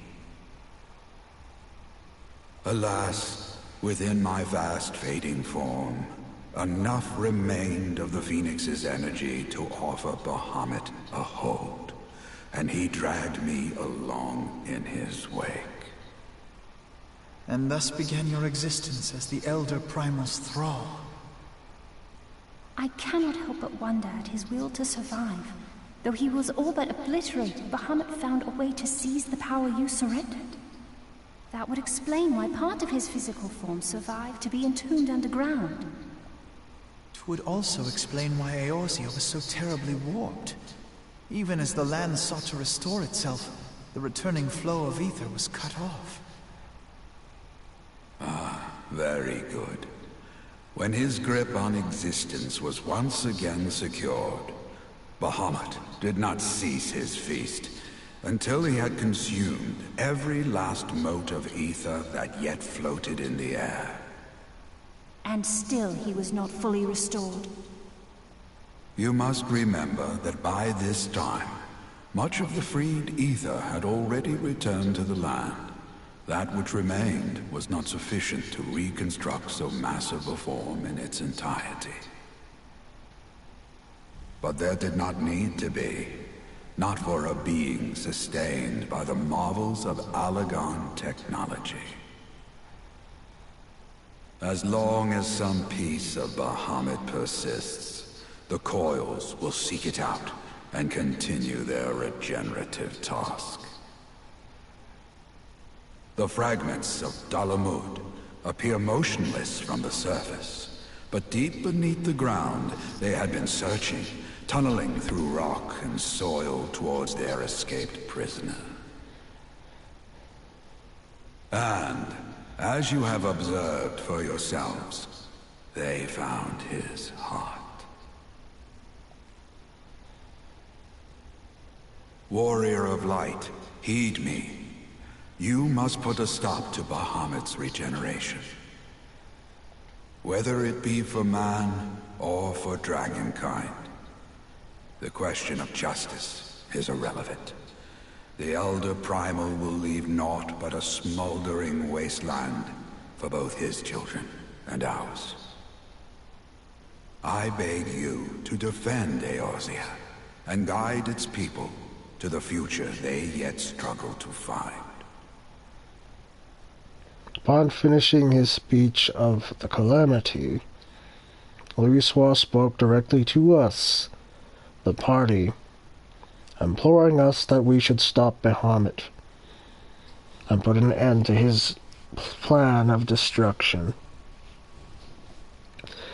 And then he spoke to his retainer, imploring him to keep his grandchildren safe and lend them a guiding hand on their path. His retainer nodded and spoke to Louisoix, saying that he would indeed carry out this wish.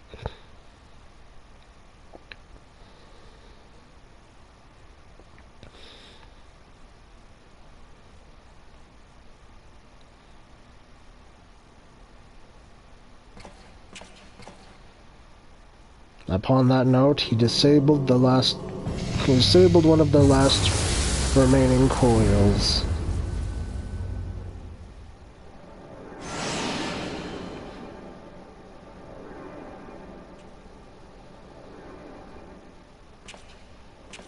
This portal will take you to the final internment, Hulk.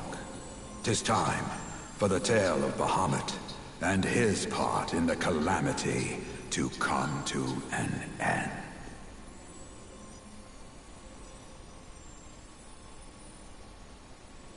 Alvino, Alize, pray, come closer.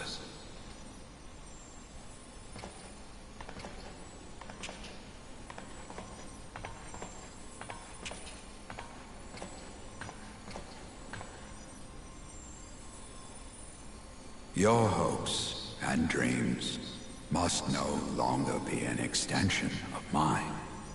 You must needs find your own reason to fight for this realm, your own meaning in this sea of chaos. Will you do that for me? Of course, Grandfather. I have already made it my mission to see this newborn Eorzea survive and flourish.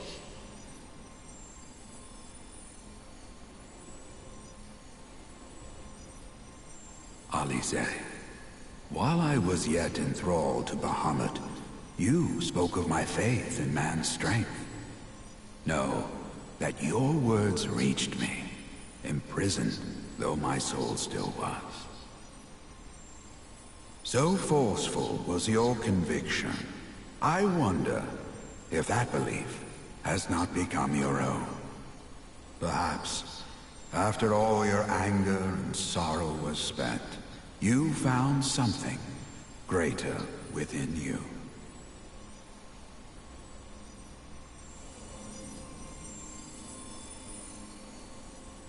See this fight to its culmination.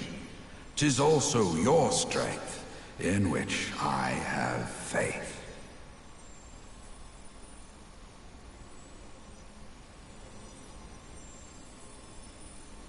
Thank you for everything. Pray, take your rest, Grandfather. You deserve it.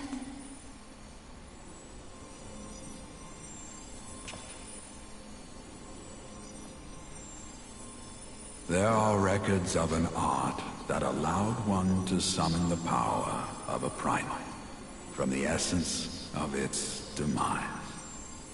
And though I am no true primal, all that I have left, I give to you.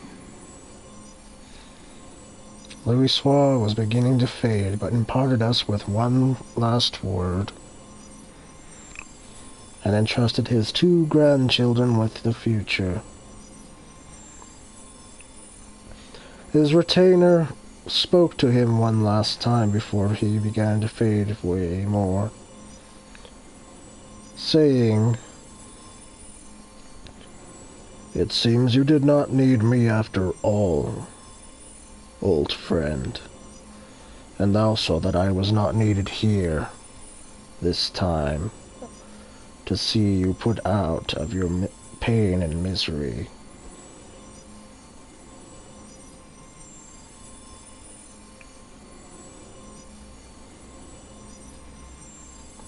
Louisoix gestured a chuckle. You have not changed at all either, my old friend. May the crystal guide your path.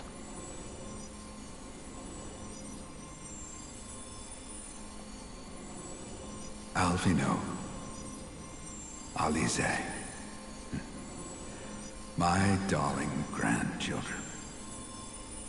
May light's blessings ever keep and protect you.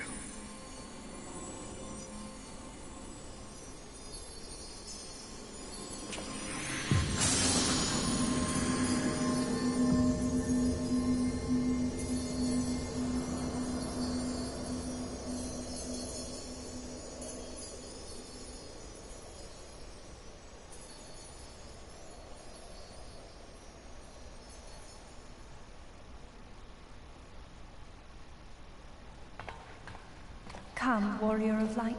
Our task remains undone.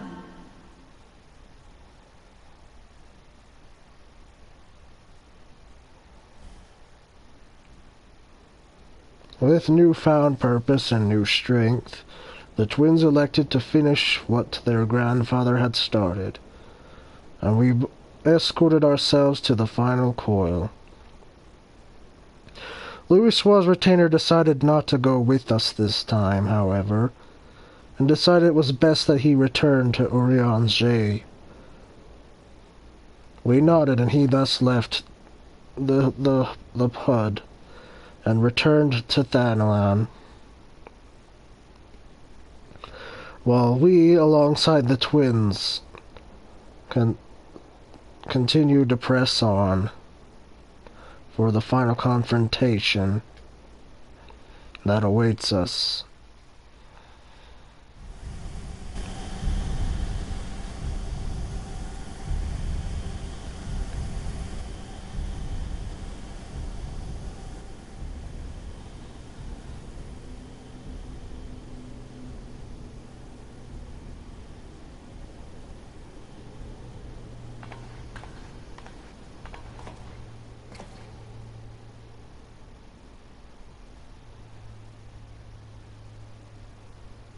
'Twas a long and arduous road, but at last we reach its end.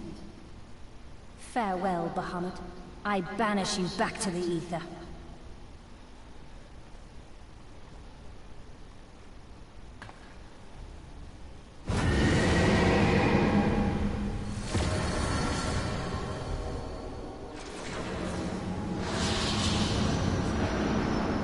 He is not yet whole. I did not think him capable.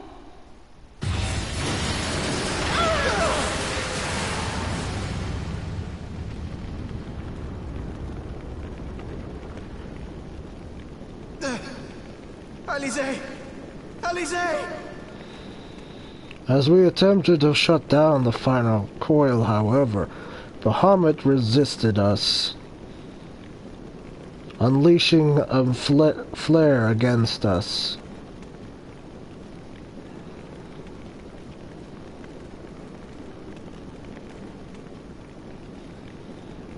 I had thought it finally over.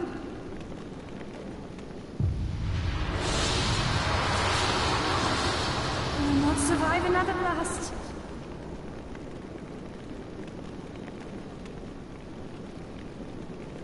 No. Is this how I honor my promise to Grandfather?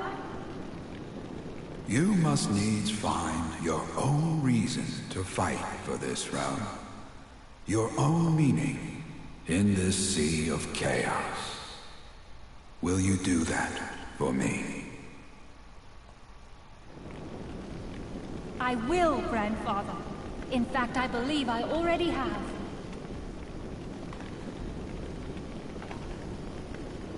That reason has been with me all along, guiding me. Eorzea's blade of light, shearing through endless shrouds of darkness. I have been shown the miraculous feats of which we are all capable, of which I am capable. Bahamut, you have wreaked enough havoc. I will not let your wrathful fires consume all that we know and love.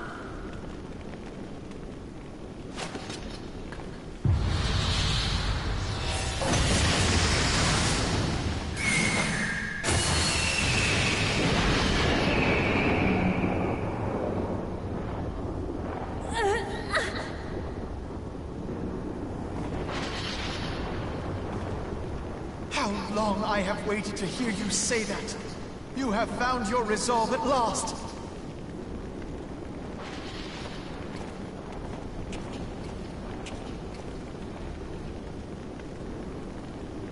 Let me join my strength to yours.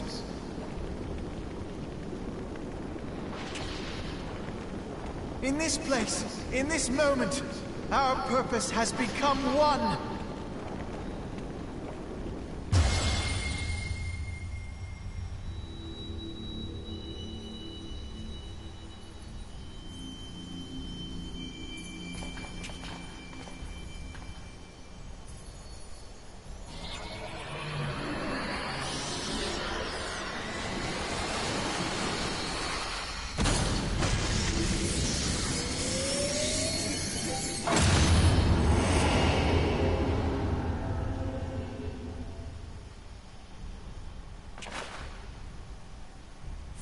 Future of Eorzea!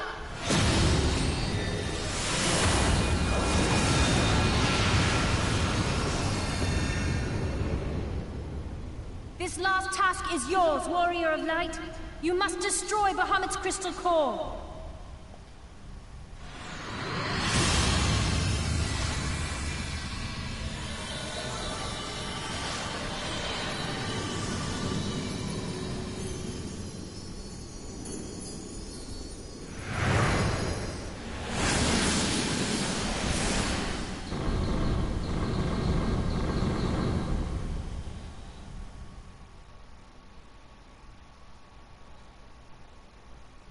With the power of love of yours, we reached the inner ether of Bahamut himself, where we were greeted by Bahamut's true form.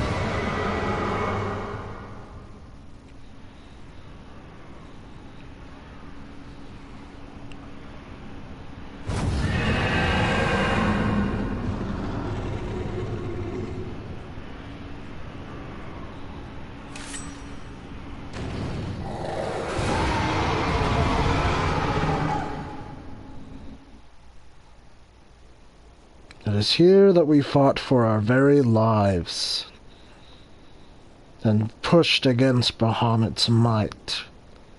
Great it was indeed. Both sides were teetering on a knife's edge in this epic clash between the Elder Primal and us, the Warriors of Light.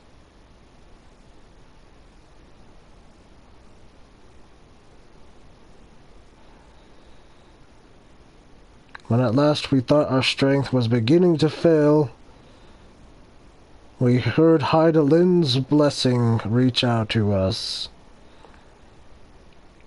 as well as the voices of Master Louisoix and the twins, imploring us not to give up.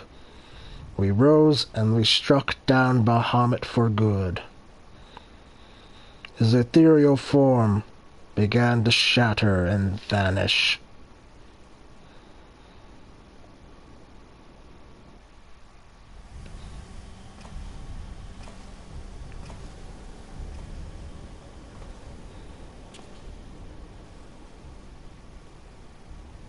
You did it!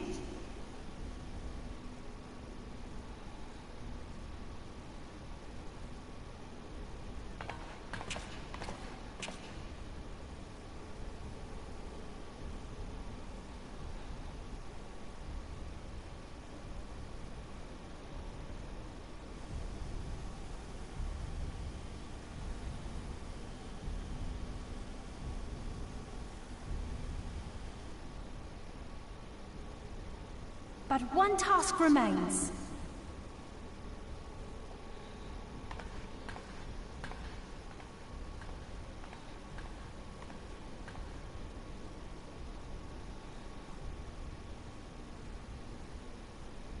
With this last coil disabled, there shall be naught left to bind Bahamut to this world.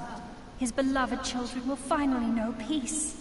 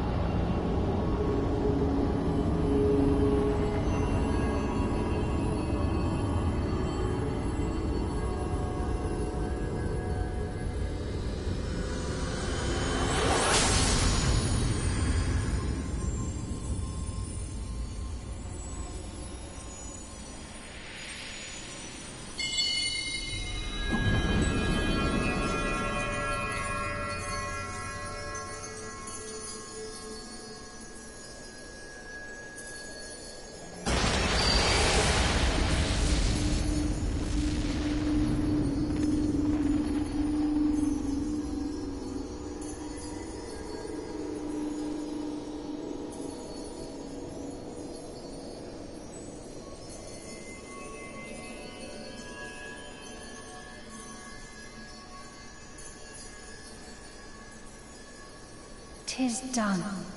He is truly gone."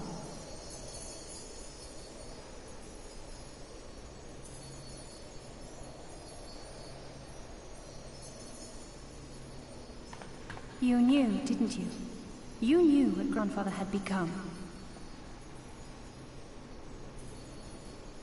I was not certain, but from all I had gleaned, it seemed a distinct possibility. The scene people describe of the Battle of Cartano was one of unimaginable devastation, and 'tis through the combined prayers of the desperate and an abundant source of ether that primals are born. I merely put two and two together. And you consider that a sufficient explanation? Well, however you stumbled across your theory, 'twas this revelation that made you wary of my attachment to Grandfather. You feared that in my obsession, I would fall under his primal sway. Is that why you decided to join us? To pull me back should I show signs of wavering? Pray forgive me, sister. I wished only to protect you. Yet I see now that I needn't have doubted the strength of your conviction. May I ask you a question? What do you now intend to do with the truth you have uncovered?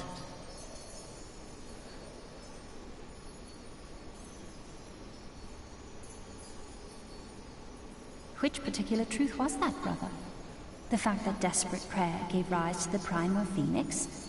That this new god was responsible for setting Eorzea on the path to rebirth? Should such a tale become common knowledge, people would soon offer up their prayers in earnest. They would beseech Phoenix to complete the healing that was begun. Yet as you and I know all too well, the very act of calling forth this savior would do more harm to the land than good. We cannot encourage such worship for this very reason. Were Grandfather forced to return as an ether-draining primal, it would undo all that he had worked to protect. Your abiding love for him was the key that unlocked the truth of the calamity. But keys may also serve to seal doors that were best left unopened. Let your love now guide your actions, and lock away deep inside the fate of both Grandfather and Bahamut.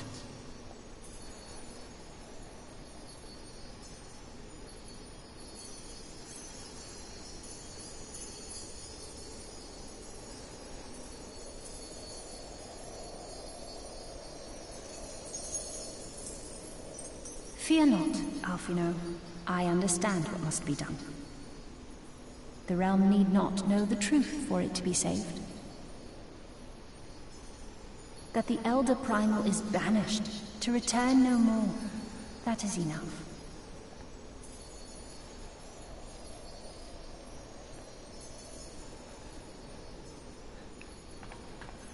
Let us make our way back to the surface. Poor Urianger must be beside himself with worry.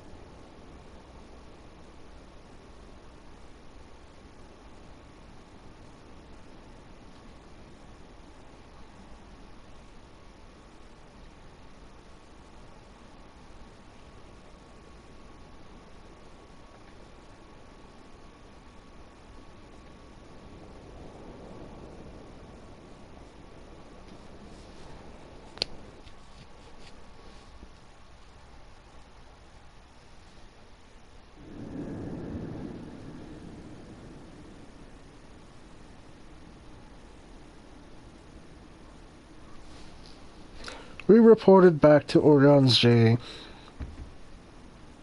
that the success of our mission was indeed that successful.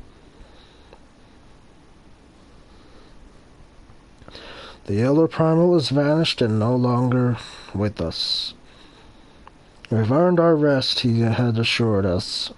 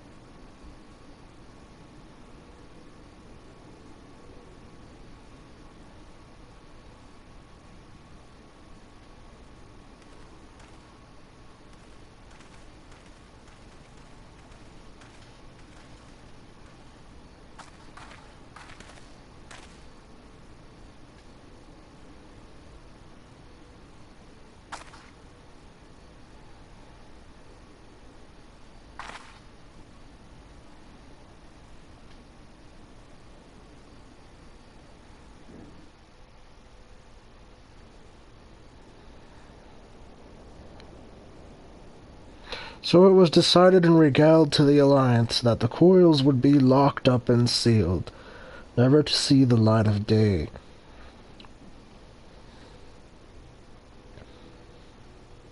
And that also, Bahamut's existence was no longer an issue, and that the children slumbering within were put to eternal sleep.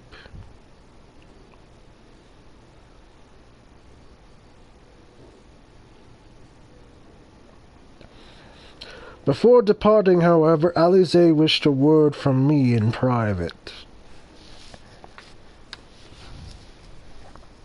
I had wondered what it is she wished to say, but nonetheless I agreed to her audience and met at the aforementioned place.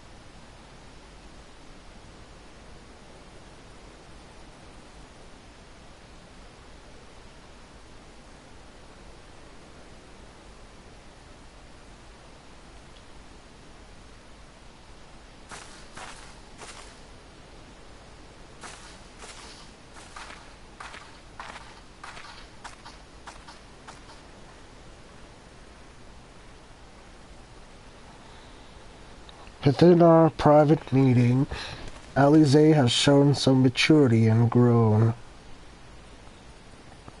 She has set about on a new path in life. This I was glad to hear. And she had thanked me for my assistance in helping her resolve the past and banishing Bahamut from the realm.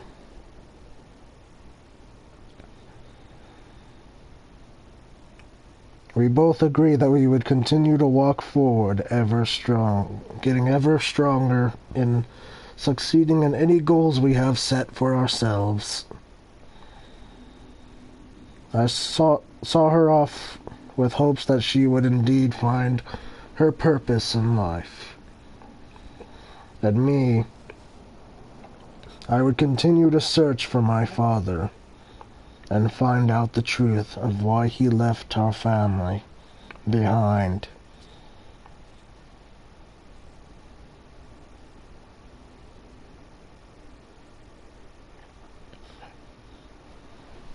With that, we'll conclude this episode of the story of Amadeus Aeon. I want to thank everyone for being here and listening. I hope you enjoyed more lore of my character and the story thereof. There will be more to come, I assure you, so please keep a lookout on my channel.